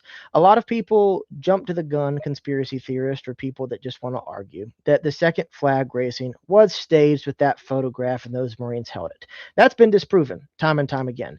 There's video footage shot by combat cameraman Bill Ganaust as he is going to be shooting this as it happens. The Marines of E228 take this larger flag. They're literally putting it to the pole and it's coming up. There's nothing staged about it whatsoever. This is the staged photograph, though. They wanted a gung ho photograph. These Marines smiling, celebrating, putting their rifles up in the air, raising their helmets. But there's some familiar faces that people might recognize or might haven't seen. You see Ira Hayes, who is sitting in the far left side of this photograph, Paramarine veteran of Bougainville. And above him, and it's really cool, you see this Marine with a M41 jacket. He's got his helmet raised. He's smiling. If you look on his left breast pocket right here, you see a weird rectangle. And that is the UNIS symbol for the 5th Marine Division. They were designated a rectangle that signified the division. And inside that, we've probably got the UNIS markings of the 28th Marines, but that's for a later date and time. But you see these Marines, they're smiling kids, some of them. They're they're combat veterans, 22, 23 years old, and they're putting on this happy smile. But, for a lot of these guys, a third of them are going to become a casualty within the next 3 weeks as they make their way further inland. I also love the fact he had the bayonets on. And I was just listening this morning to Unauthorized History of the Pacific War podcast, and Harold Pye Keller actually had killed 3 Japanese with a BAR that morning. Sure did. And he's part of the flag. He's the raider, and then he, flag raiser. Fun fact, there is a book releasing about him within the next few months, as I know, written by his daughter, I think, but it's coming out. Can't wait. I'm from Iowa, so Iowa then, Iowa now, Iowa forever.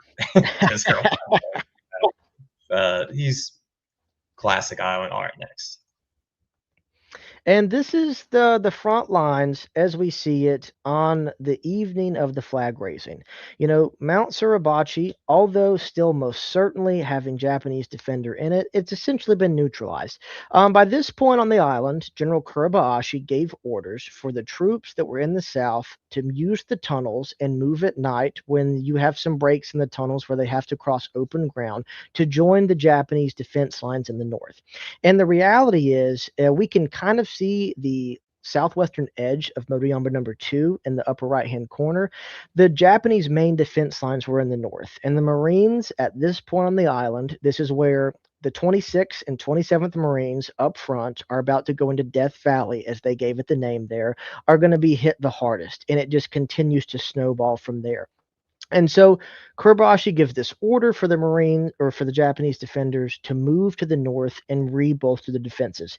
Some answered that call. Some chose to go out the traditional Japanese way. By the time period of committing seppuku, their view of not falling into American hands. Some of the Japanese at Suribachi decided to do infiltration that night and try to kill as many Marines as they could from the 28th Marines. But reality speaking, though, at this point, if we're going to do math, The island's been halfway taken in 5 days. It should maybe take five more. And like I've said numerous times, and I can't stress it enough because there's no other way to stress it, this is where things really get worse for the 5th and the 4th Marine Divisions. And this is where casualties begin to climb astronomically. By 4 or 5 days from now, a lot of the companies, platoons even, they're not being led by officers anymore. They're being led by platoon sergeants. They're being led by squad leaders. They're being led by corporals because just the casualties within the ranks of the officers are continuing to climb. And as anyone can tell you, at some point, somebody's got to take command. Your platoon leader gets hit. You have to take command of that because somebody has to retain control of that. And our Able company is down there holding the bottom left. So that's interesting. I didn't know that they actually pushed past Suribachi. Absolutely. Reconnaissance to the southern tip of the island, make sure that there's anything down there wiping out minor Japanese resistance. And we've got a great picture here of wounded casualties being brought in. And this Marine is not brought in by a stretcher, as people would have seen them. He's actually brought in on a poncho. When you take Marines, put them into a combat situation to where they're not always given the equipment they need to take care of the wounded or the dead, you improvise. And so this Marine that has been identified as possibly being a Marine from the 1st Battalion, 26th Marines, is brought in on a poncho by his friends here that have taken him and brought him back to the rear to get him aid for a nasty shrapnel wound to the left side of his leg there that he's got.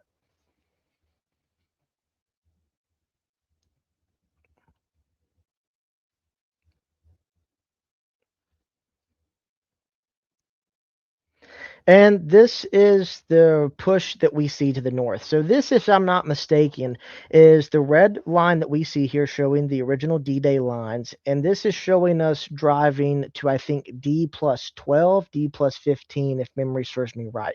And as we take this drive to the north for our viewers out there, if you look at the dark blue line of 127, 327, you will notice that just north of that is the Hill 362. And this is the first of the 362 series. This is Hill 362A. This is where the 5th Marine Division is going to face one of its most serious endeavors on the island of Iwo Jima. The Hill 362A had been turned into a fortress that was filled with all sorts of pillboxes, bunker positions, and on the top of that, you had the Japanese that were just entrenched and dug in, and the only way to take that was by these assaulting companies. And so the 27th and the 26th Marines and the 28th Marines are going to slog it out here for 5 days. The initial assaults are going to be carried out by the 27th Marines. The casualties that they face are too horrific. The 26th Marines get brought in to make assaults. They can't take it necessarily. They get very close. And then the 28th Marines that have been slugging it down south on Suribachi then get brought up to take Hill 362A for the final time, which they do. 228 is going to take the hilltop there. But when we consider things, Hill 362 is 362 feet tall. It's not a very big hill. It's not a very wide hill. It's just definitely easy to spot. There's a photograph, I think, if you want to pull that up next, Luke. I think it's the next photograph. Could be wrong on that one. It's actually Marines getting ready to assault the hill. But these are Marines of the 27th Marines. As they make their way inland, we've got them moving in file, as it is for the time period, carrying their equipment, as they're getting ready to begin the assault on the hill. And the next photograph shows some of them in combat, actually. We've got machine gun ammo being ran in the middle of combat here. We've possibly got an ammo bearer or somebody that's willing to take 30 cal ammo to the 30 cal. And the next photograph should be Hill 362A to give viewers there a view of what I'm talking about with this hill. I lied. Just kidding. It's actually 5th tanks in support of the assault. But this is a really cool photograph, Luke. This is 128. And so we've got a Sherman of the 5th tanks that is in the process of supporting one of the assaults there on the hill. This is either 28 February or 1 March, as we have 128 slowly making their way to this hill. Now, for the folks looking at this, you see this rocky and rough, rugged terrain that I've talked about. Realistically, any hole that you could possibly see there, any crevice, that could be a Japanese position. You don't know it. And that's what these Marines have started to learn by this point, is realistically anywhere are Japanese defenders waiting and hiding. Next photograph will show us 362. I'm pretty positive on that one. That's why I take a second. You can see the BAR has the bipods down, and there's a lot of footage of the BAR on Iwo Jima, and you sometimes run into it without bipods. You sometimes run into BARs with that forward grip, but it's so interesting to see the BAR with the bipods down. Personally, because I was once told that Marines never used bipods for the BAR. I was told this by someone, and I showed him a video of Marines with bipods on Iwo Jima. But all There right, you so go. the next one will be right. I've got good faith. I've got good faith. I'm not gonna say I'm 100% right. I was right. There we go. So this is Hill 362A though. This is the terrain feature I'm talking about. And to give folks an idea, we've got Marines moving on top of the hill after it's been secured. And there's some great diagrams out there that break down what Hill 362 looked like underneath, because this is one of the features that 5th Engineers, 5th Pioneers, and elements of the line regiments actually explored the tunnels and caves of to kind of mock it out. But underneath Hill 362A, you have numerous tunnels leading to positions that have literally been blasted and carved out into this rock. And one of them we can see, even though it doesn't look like it. If you see where the 3 Marines are standing on the top of that hill, and you looked slightly to the left down of them, you will see a square hole into this rock. That is an aperture for one of the Japanese pillboxes that was dug into this rock. And if you can fathom this as the Marines are making their way up this gully or this ravine, on the right side of this Hill 362A would be other positions creating these interlocking fields of fire. How do you take these positions? You can't bomb them out. That's been proven. You can't blast them out with ship artillery because the artillery shells fired from the battleships, the cruisers, and the destroyers, they can't arc into it. You really can't call in 75 millimeter or 105 or 155 howitzer fire in on this. You could maybe bring up some Shermans to try to blast them out, but you've got to make sure you get direct impacts. The only way to secure this is by the tenacity of young Marines willing to pick up their guns, pick up their rifles, their satchel charges, bayonets fixed, flamethrowers at the ready to assault these positions. But, we're not talking about Marines assaulting one pillbox. You've got 7, 8, 9, or 10, maybe even more different positions that are firing on these Marines as they make their assaults. And it's a fatal funnel. And this is just kind of like talking about the casualties earlier. This is why casualties were so high on the island. The only way to clear these out was to get up close and personal to them and silence the defenders with these explosive charges, with the rifles and the hand grenades. It took 5 days to take this one terrain feature for literally an entire division to take that. So put that into retrospective, the casualties that are skyrocketing as we get across this island. And this is as we're chipping our way to the north here. So we're looking at the photographs here. This is approximately D plus 20, if I'm not mistaken, D plus 22 around there for how I did the overlays. We can see that Hill 362 has been taken, but this Hill 362 here that we're looking at isn't Hill 362A. That's Hill 362B. And this is where one of the uniforms in my collection that belonged to a Marine was unfortunately killed in combat. And this is where the 26 Marines, especially the 2nd Battalion, are going to suffer their darkest day on the island, is in an assault on Hill 362B, which was set up exactly like Hill 362A.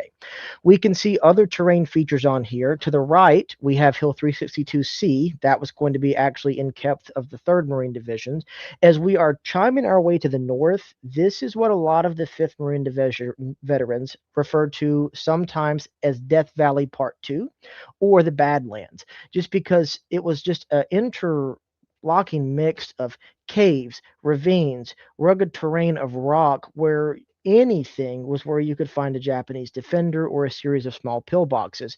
So, for example, if we take our purple line that we have here, where we've got 228 on the left, 128 has made some gains along Hill 300 and Hill 200. We've got the 26 Marines on the right.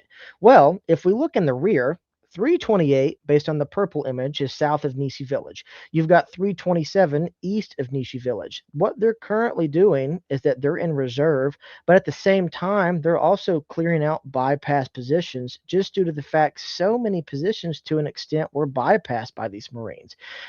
Like I said earlier, a lot of these positions were knocked out, but they actually weren't. The original defenders were killed in them, but due to the tunnel system that was underneath the island, the Japanese could move their way through it through all sorts of means.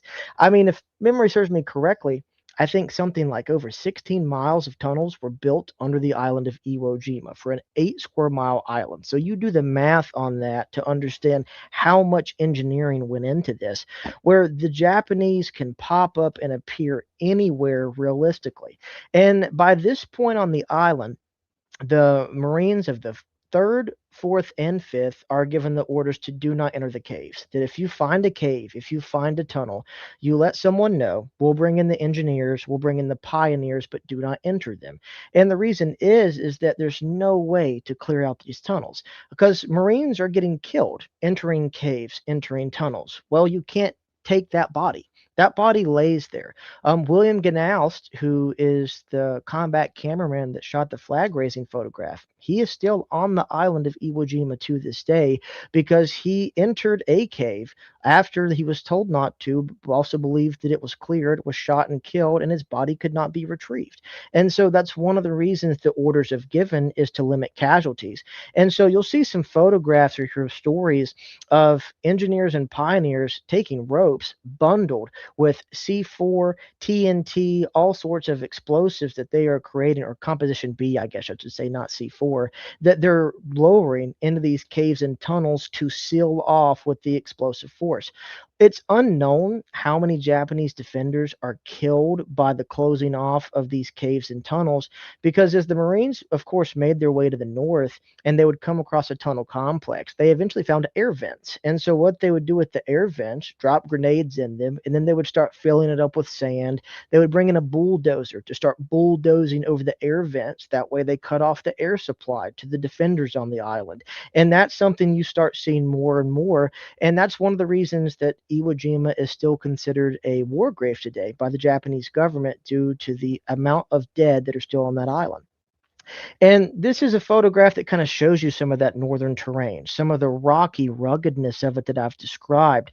But it also shows you a Marine who's back in the lines that's been wounded. The Marine on the left, his hand is bandaged. Possibly he was hit by shrapnel, possibly hit by gunfire.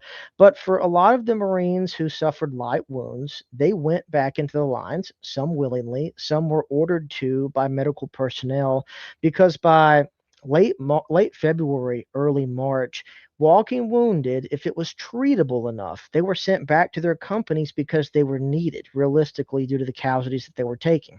So these Marines are in active combat. You've got the bayonet fixed, you've got possibly a squad leader, maybe a platoon leader, possibly a spotter with his carbine actively engaging some target downrange that we can't see, possibly due to the terrain, possibly just due to the camouflage nature of it. But this is that fighting of step by step, of that there is cover, but at the same time, you still have mortar positions, artillery positions, and the gigantic Japanese spigot mortars on this island that were like 320 or 380 millimeter mortars that are raining down artillery because everything has been pre-sighted. So as these Marines continue to advance inland, the casualties don't stop and they just continue to climb. By this point, we're looking at the third week of March. The 2nd Battalion, 27th Marines, has been decimated by casualties, combat fatigue, that they take all of the companies because they don't have enough men to form full strength companies and put them into composite battalion, as they call it, where the men of D, E, and F company came together from the shot up platoons and essentially formed one full strength company out of three. And You've got the flame tanks used throughout the Pacific, but definitely used most certainly on the island of Iwo to clear out these Japanese positions. Flame tanks were definitely superior to the flamethrower just due to the range. I think the flamethrower has an effective range of something of like 25 to 30 meters, where the flame tanks could reach well to 100 meters of suppressing targets with flame. It just made the assaults much safer when you could bring a flame tank up to bring in that suppression to silence these positions. But at the same time, like I mentioned earlier, a lot of the line Marines that are with these line companies really hated having the tanks or the vehicles near them, not because they didn't want the support. Those vehicles are going to bring in any kind of mortar and artillery fire near those positions, and they know their casualties are going to skyrocket. Also in the podcast, they talked about how Japanese anti-tank guns could actually knock out Shermans. I don't know why that surprises me, but the Japanese were able to knock out American armor. Well, and it's really interesting too that you bring that up. Some of the anti-tank defenses that these Marines found on the island as they moved their way inland is that you take an anti-tank ditch that's going to be, of course, dug out. Put my hands in the camera. Sorry, beveled out so these tanks fall into it. But a lot of the Marines actually found Japanese anti-tank guns angled up to fire into the belly of these Shermans as they would roll over their positions if they hadn't been cleared by infantry to hit the soft underbelly of it. To my knowledge, I know of one Fifth Tank's veteran that is still alive, and that is Leighton Wheelite. And his tank is actually at a museum in Nevada that he was in on Iwo Jima. And then you've got this shot of bulldozer tanks that are brought through to clear paths. The assaults on Hill 362A and B were devastating to an extent because of the terrain. You know, when you think about tanks, tanks operate on flat terrain quite well, absolutely. But when you try to take tanks up rocky cliff faces, they generally don't do too well with mobility. So they're going to bring in tanks with these blades on the front of them to literally create paths to allow the tanks to support the infantry as they push their way inland on the island, just due to how much that tank support was needed realistically by the suppressive fire of the 75 millimeter guns or the flame tanks. And that's what we see here. If the Marine on our front right that we see here with the M1 carbine, we can see the outline of his UNIS marking on his jacket there. You can see the breakout of the rectangle. You can see the two. But you also see the bulldozer tank plowing its way through one of the numerous hills on the island to create a path to allow vehicles. And that brings a point of the casualties.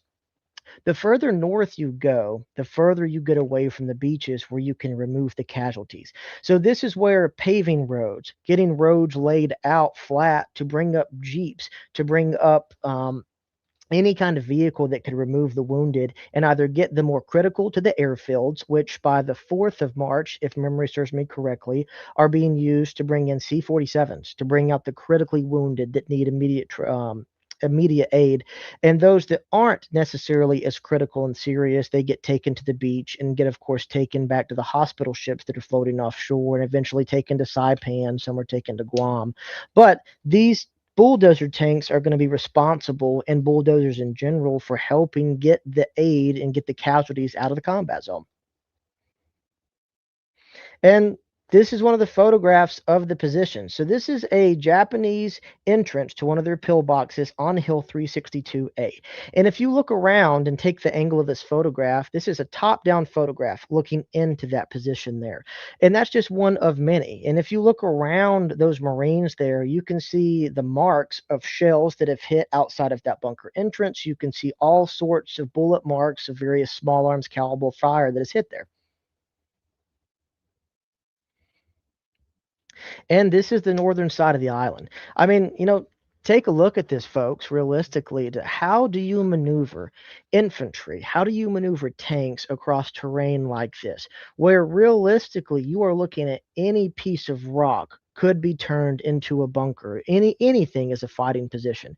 And to an extent, we don't really have a lot of the photographs of the middle part of the island where you see a lot of that flat terrain, which is the perfect killing ground for artillery.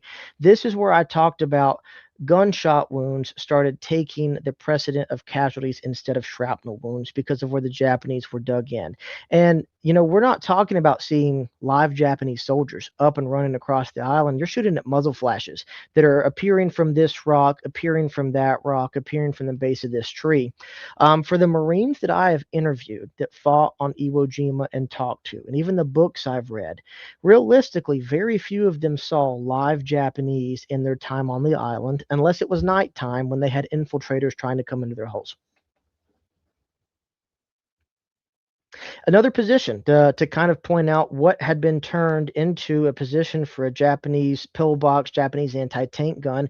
You can see, though, that this bunker has been covered up by sand, it's been covered up by dirt, and it's been well camouflaged and was, of course, devastating to anybody that would be assaulting that. And this is we get to the northern part of the island.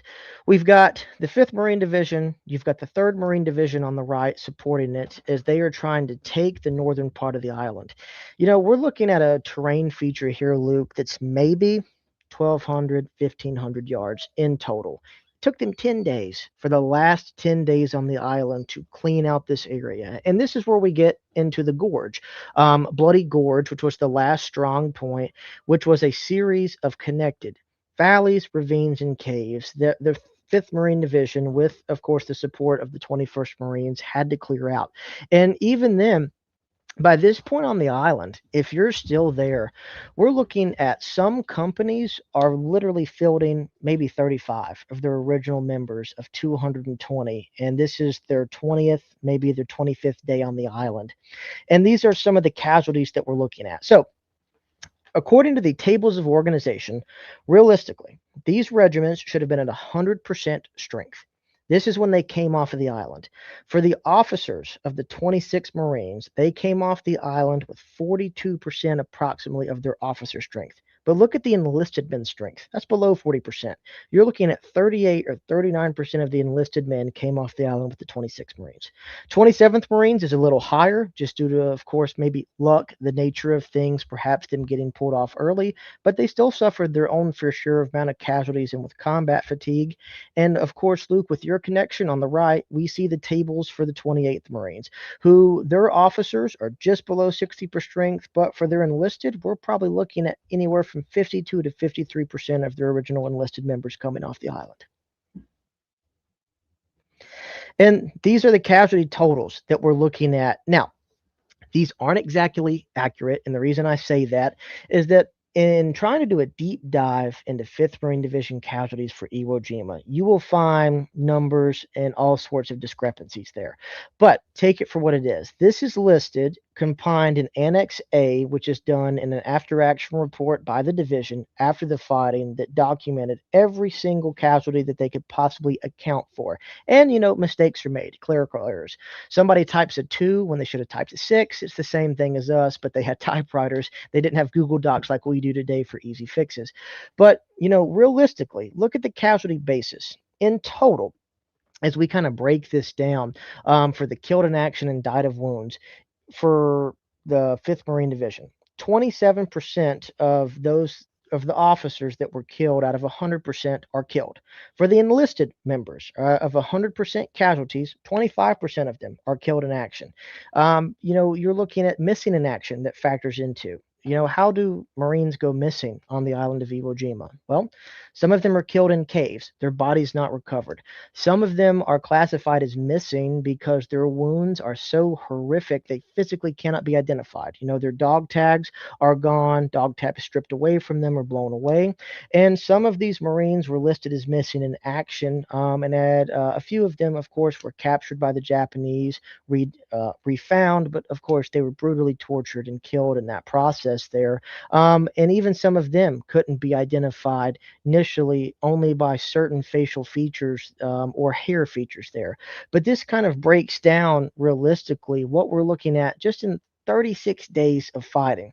And and this is one of the only things I'm actually going to read that I had typed up for the 5th Marine Division reinforced, now that we're talking about the casualties, and this is with all of its elements, it numbered 1,205 officers, 21,916 enlisted Marines and naval personnel. In total, the division suffered 8,369 casualties in 36 days of combat.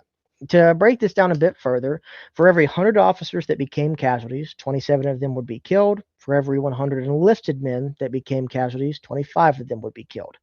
Of the 8,369 casualties, 69% occurred with the infantry regiments. That's almost 7 out of every 10 Marines being an infantry Marine. In total, 2,243 personnel of the 5th Marine Division were killed in action or died of their wounds received on the island. Now we break this down a bit further. Of the 3,217 personnel of the 26 Marines, 2,125 became casualties, with 14 officers and 516 enlisted being killed in action. Of the 3,193 personnel of the 27th Marines, 2,020 became casualties, with 19 officers and 470 enlisted being killed. Of the 3,220 personnel of the 28th Marines, 2,094 became casualties. For the 26th Marines, we're looking at a casualty rate of 66% for the entire regiment. Their 2nd Battalion suffered 100% casualties. The 27th Marines suffered a casualty rate of 63%, with their 3rd Battalion suffering the most with 790 total casualties.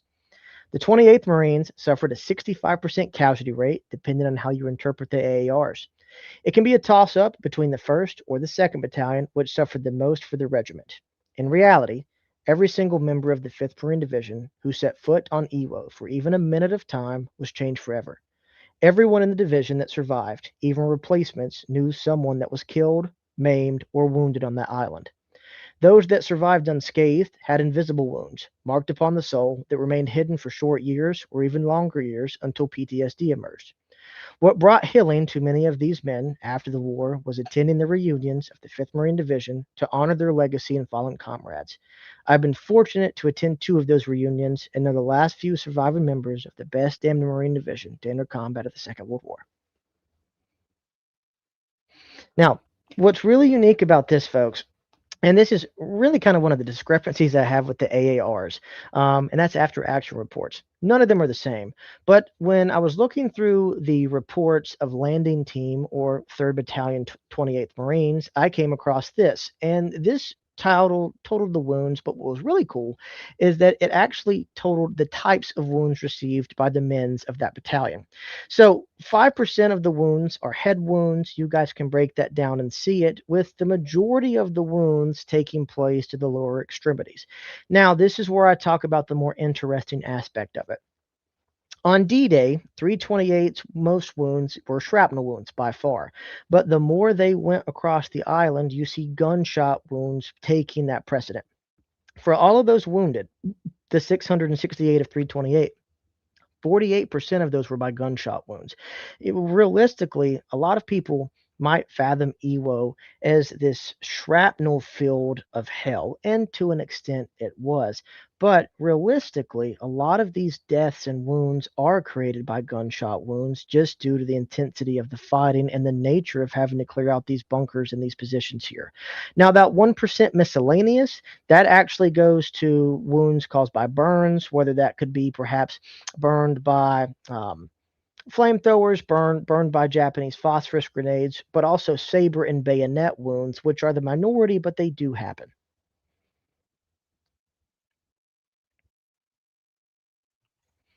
And then we can talk about some of these.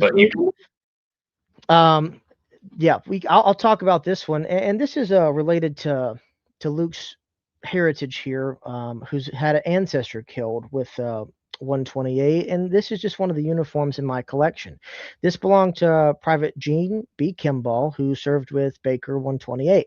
Now, some of you out there are going to be like, well, Zach, that's got a 3rd Marine Division patch on it. Well, what actually happened, after Gene was killed in action, his uniform was literally recycled to another Marine, and that was actually assigned to Patrick F. Woods, who served with F-221 as a replacement on Iwo Jima, and he wore that uniform home, hence why it has the 3rd Marine Division patch on it. But inside the uniform, Gene B. Kimball's name is stamped in there. Kimball is one of the 2 2,500 casualties of the first day alone that's killed in action on Iwo. Baker Company came into a rugged assault on the first day, and in the assault, I found that Gene Kimball's platoon leader was killed in action and received a posthumous Navy Cross. His company commander was killed in action, died of his wounds, and received a posthumous Navy Cross. 128, as I've kind of thrown it around on the first day, was thrown into the roughest of the fighting for the 5th Marine Division. But by the end of the island and the end of the campaign, you could toss that up with any of the regiments and battalions that had been on that island there. And Luke, I know we're kind of past time, and that's my fault. But if you want to take it to the last photograph to kind of bring home the end of the casualties there, I think it's titled "Last Photo Iwo." Um, and it's, truth be told, one of the more striking photographs of the cost of the campaign. The 5th Marine Division Cemetery was one of 3 cemeteries built on the island. And this cemetery was built on the isthmus, the plateau between Mount Suribachi and Motoyama Number 1. And this is where over 2,000 members of the 5th Marine Division were buried. Gene Kimball was buried. Frank Edward Hollick was buried there, another uniform in my collection. John Basilone is buried there, for those that know that name. And what's really interesting, when each of the battalions of the 5th Marine Division came off of the island, they all were given anywhere, and it depends what sources you look at, but they were given a few hours to spend time at this cemetery before setting foot back on those LCVPs to go onto their troop transports to say goodbye to their fallen comrades who'd been killed on the island. And you see that here, where perhaps it's a staged photograph where the photographer asked 3 guys to go stand around a grave, or it's 3 individuals actually mourning the loss of a friend. And that's what each battalion did, because anyone who fought on this island, even the replacements added to these original companies and battalions, they knew people that were killed, knew people that were buried there. And, they paid the respects. We kind of have to remember, a lot of these guys, like I said, have known each other for a year. They've become more than family. They are more than family. And now the only thing that's known of them is a white cross on the island of Iwo Jima, or it's a name on a website. And in reality, it's so much more than that. That if you, as a historian or as a person of interest, are willing to take apart the layers, you can tell more than just the name of a white cross of who that Marine was. You can tell their life story to an extent. You can tell their journey through the Marine Corps. And through the maps and after action reports, you can literally piece together what happened and where they were almost to a T when they were killed in action on the island of Iwo Jima from 19 February 1945 to 26 March 1945. We're coming up on the anniversary of the end of the battle, and it's just, that's something that's really stood out to me, is that 36 days, and the last day is a dedication at the cemetery. So they bring everybody in, and there's video footage that's been released by National Archives. And I just want to end, well, at least do this part right here. I saw this online. Actually, you actually reached out if I had seen it before, but this is going to come from a Jewish chaplain from New York City, Lieutenant Ronald B. Gittleson. I'm taking some excerpts out of this because he's the one that gives the dedication for the division cemetery. But so it's a little bit longer, but I'm just taking the parts that really stood out to me. He says, "This is the grimmest and surely the holiest task we have faced since D-Day. Here before us lie the bodies of comrades and friends, men who until yesterday or last week laughed with us, joked with us, trained with us, men who were on the same ships with us, who went over the sides with us as we prepared to hit the beaches of this island, men who fought with us and feared with us. We saw these men killed before our very eyes. Any one of us might have died in their places. Indeed, some of us are alive and breathing at this very moment only because the men who lie here beneath us had the courage and the strength to give their lives for ours. To speak in memory of such men as these is not easy. Of them, too, it can be said with utter truth, the world will little note nor long remember what we say here. It can never forget what they did here." And it just hits you like just a bunch of bricks, man. Like, you go through all of that, you have your dedication at the cemetery, and I highly recommend. I can't remember the website. I'll post it in the description, but just to read over the whole thing. Yeah, so that's what I'll turn it back over to you. Now we'll kind of move into the question and answers time. If you want to cheer So us up a little bit, or just give us some seconds on that. if anyone does have questions, please do ask by all means. I'll answer anything that you guys are curious about. But you know, I'm a member of the Fifth Marine Division Association today, and if any of you are interested, please check out the Fifth Marine Division Association. We are still active. There are very few Fifth Marine Division vets with us, and now it will be the sons, the daughters, the grandchildren, passionate historians like me who carry on the legacy of the Fifth Marine Division, the spearhead. But what's really unique about Rabbi Gittleson's remarks there, those are read every year at each reunion. And I had the honor in San Antonio, Texas, of being able to tell the story of one of the uniforms I have here that belonged to Paramarine Frank Hollick, who was killed on 3 March 1945. I had the honor to tell his story, but I also had the honor of reading Rabbi Gittleson's full speech because it's something that's done every year just for the impact of Iwo and the starking reality of the island. And these Marines came off the island and they're all scarred. They go back to Hawaii where they train, they refit. Training accidents happen. Where you've got Marines accidentally killed in combat maneuvers for training on the island of Hawaii, but now they're gearing up for Japan. And a lot of the guys I've talked to kept it in the back of their head that if what they went through for 36 days of hell on Iwo was anything, what is Japan going to be like if we set foot on Japan?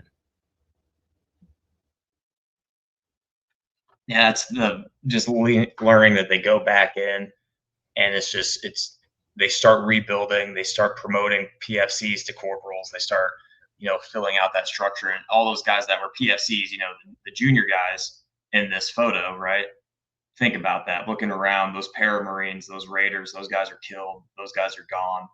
Well, and It's not all of them, obviously. I'm just saying, like, there's just surrounded by all that combat experience, but now it's your job.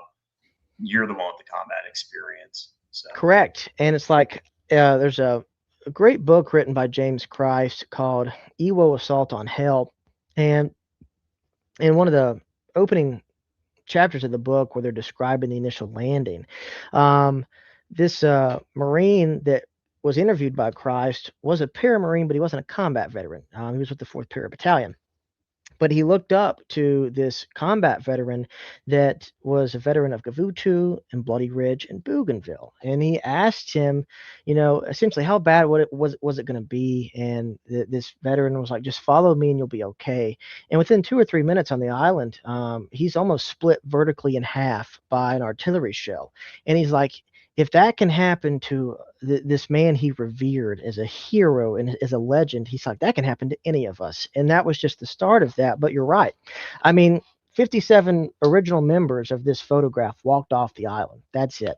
And in reality, for Able 128, because I did a little research and did a little counting up on this one. Able Company, if I can find it here in the little notes I made, was awarded, if memory serves me correctly, 2 medals of honors. Sergeant William G. Harrell, who ended up surviving the battle, and Corporal Tony Stein, who is known famously for his creation of the Stinger machine gun, who was killed on 1 March 1945 near 362A. They were awarded 2 Navy Crosses, 8 Gnome Silver Stars, and 9 Bronze Stars. And there's definitely more to that story, most certainly. Letters of commendation. But how many of those guys weren't awarded a Medal of Valor or weren't awarded a Purple Heart, but did what everybody else did? And I've talked to some Marines about this, of the strictness of the Marine Corps when it comes sometimes to Valor Awards, but also just realistically, for people out there that maybe had a a dad or their grandfather tell them about something they did on the island. For some of these valor awards, in order for you to earn one, it's got to be witnessed by someone who is of superior command. It's got to be documented and it's got to be approved. So, what happens when perhaps you do go above and beyond the call of duty, but the officer that wrote it down and wrote it up is killed the next day before he can submit it? His pack is sorted through. You have things of that nature that happen. But there's also just so much happening on the island of Iwo, realistically, that it is impossible to document these actions of young Marines. And don't get me wrong, folks, I'm not saying that these Marines were out there trying to seek these matters of valor. They were not. They were doing their jobs. And if you ask anyone, and at least for me in my experience, about their their medals that they earned in combat, they realistically don't talk about it because they're like, I did my job. I didn't do anything else that nobody else on that island did. I just happened to live. And that's been told to me a few times realistically by some of the men that were there. But it's kind of interesting to think about this, Luke. It would be unique had they did a surviving company photograph. What do the survivors of this photograph look like after their hell on Iwo Jima? Are they smiling? Are they standing there cracking jokes, or is it more of a darker photograph where you can see the bags under their eyes from the stress of the combat that they've been through? You can see the lines on their face, perhaps even some of them still bandages from the wounds that they faced. Oh, absolutely. No, it's been an absolute pleasure to have you on and talk about this. I'm going to take, if you don't mind, I'll take the kind of how I ended up here reaching out to you. Go for it. So my quick story is I joined the Marine Corps 2008, right after, well, I enlisted. Did 5 years in the infantry, 3 deployments, only one combat deployment. But in 2012, actually, my grandma was still alive, and she told me, like, this family has done enough. Like, we don't need to send anybody. And I'd kind of heard rumors that, like, we had lost a family member in World War II. But I'd already been in the Marine Corps 3 years. And I don't know how I found it, but like, hey, your relative, Donald Downey, was killed on Iwo Jima. And I was like, really? And so I Googled him, and this is the photo that exists online. So I had this photo. And so I was like, okay, like that tells me nothing. So I started doing a little bit more research. I see he's in Able Company, 1st Battalion, 20th Marines. And then I start hearing through the rumor mill that, like, oh, one of your uncles is named after him and he still has his wallet. I was like, no way. Like, get me that, please. My dad was still alive at the time. Hey, please give me this wallet. And they were cool. They're like, yeah, the guy that was the Marine, he can get the wallet. So I get the wallet, and on the wallet, so it's the wallet he had. Inside of it is he's Catholic, Irish Catholic, has the St. Christopher's cross, and he has photos inside this wallet. And the envelope it comes with says from the War Department, Donald Downey, service number KIA. So I go back to Iowa a couple of years ago, and I'm going to go visit the grave. And I know the grave's out in Elkader, Iowa, small town. And I just randomly walked by the genealogy office, and they're like, "Do you want to see if like they have a newspaper clipping of like?" Because this picture comes from a newspaper clipping. I was like, "Oh, sure thing." So I go in there. They have all these old just newspapers everywhere, and I get this photo. Compare this photo compared to this photo. So now I can see what he looks like, and it reads. It's interesting because there's a couple things that are happening. So he's killed the day before he turns 21. He's interned at the cemetery. In 1948, I'm pretty sure this happens everywhere, but like if you want to bring your family member back, you talk out to graves registrations, and the U.S. government will bring them back to you. So the Downeys in Elkader were like, yeah, we want to bury our son in the same cemetery the first ones came over in the 1850s. So the newspaper clipping, Elkader Marine was in action on Iwo Jima. PFC Donald W. Downey, USMC, killed in action, Iwo Jima, survived this, that, and the other. And when I'm scrolling through this newspaper, I'm finding out there's another Marine from Clayton County, Iowa, that's also wounded on Iwo Jima. And then there's 4 Downeys that are killed on Iwo Jima. So it's just like really bringing in like how deadly this battle is. They even had like this cool photo of like just the Downeys in Elkader in front of this St. Patrick's church. And then I was able to take a photo of the church today. And when I go over to the cemetery, I find, here, I have to remove a photo here real quick.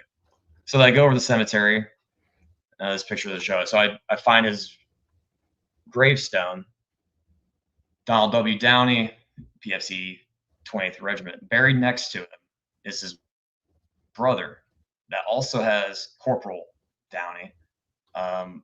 He was in World War II. And the more I looked into him, he was also in the 28th Marine Regiment. He goes from, he's a radio man at regimental headquarters. In December of 1944, he goes OCS. So he doesn't go with the regiment to Iwo Jima. He gets pulled out. He's going through officer training candidate school. And then his older brother is killed.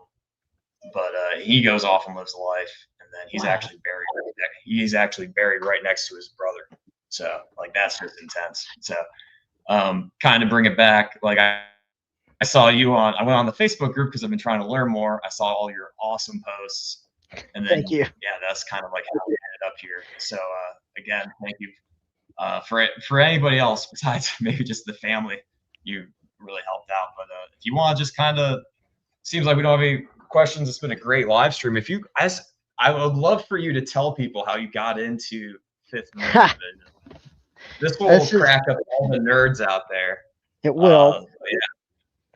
It was through a video game, believe it or not. And I told Luke this, and he busted out laughing because a lot of people do. But I for many years played a game called Arma 3, which is a computer game that even the military actually uses Arma for virtual simulations, and still does to this day. It's really cool. But I was playing with a very good group of friends of mine who were John, Tony, and Noah Barden. I'll give them a shout out here. Michael Knox too, that we came together, and I was fortunate to be a part of a research team where we researched, Marines in Vietnam, Korea, and World War II, and we would build a virtual campaign out of it. Well, we decided to do a campaign focused on Paramarines and their impact on Iwo Jima, and I reached out to a friend of mine within the 5th Marine Division Association, and he put me into contact with Walt O'Malley. And Walt was with E227 as a barman, like I said earlier, was wounded on the 25th of February, if memory serves me correct. But I interviewed Walt, and we built a virtual experience based on what Walt had told me and these hours long of recorded interviews that I did. And so I took that a step further, purchased, every book I could find on Iwo Jima, which I've been doing for a minute, but I took a deep, deep, deep dive and found books connected to 227, E27, D227, and we used these to create this virtual narrative of this company across the island. And that's really what got me involved with the 5th Marine Division. John and I ended up going to the 5th Marine Division reunion that next May together to meet these veterans that we had built a virtual campaign about. One of my friends just commented, Chris there, I think you watched that, my man. I appreciate that. I met him through this virtual community. We live in North Carolina, and we've met up several times. He's a wonderful and close friend. But it was really cool to take my historical passion and kind of visualize and create what combat might have been like for these guys. And I know that it will never come nowhere near it. I understand that. I'm not one of those radical people who's like, I've been there. I know that. But it really puts it into perspective of being able to just kind of see possibly what some of these riflemen saw, what some of these corpsmen saw. And it's kind of wild to think about, for a long time, people have said video games are detrimental, and maybe some of them are, but if you use video games for the right context, you can introduce people to a world of history that they never would have known about that now they are. I mean, and that's where I am, and it has been a wonderful journey. That journey with a virtual gaming community has led me to meet hundreds of veterans that have told me their stories, veterans reunions, and not just for the video game aspect there. It's just my personal passion of documenting the history of our Marines that have served this country and still serve this country. No, it's awesome. When you told me that, I couldn't because that's how I was playing realism for Day of Defeat back in the mid 2000s, and my close Oh, friend dude. at Iowa Sullivan's. He's going to talk about the five Sullivan brothers and the USS Yep. Juneau. One of my best friends, he got on. He was in a realism unit for Day of Defeat, and like I know Arma community, it's intense. So I reached out. I'm like, dude, you're not gonna believe Zach Wood also Dude. also came So in through realism.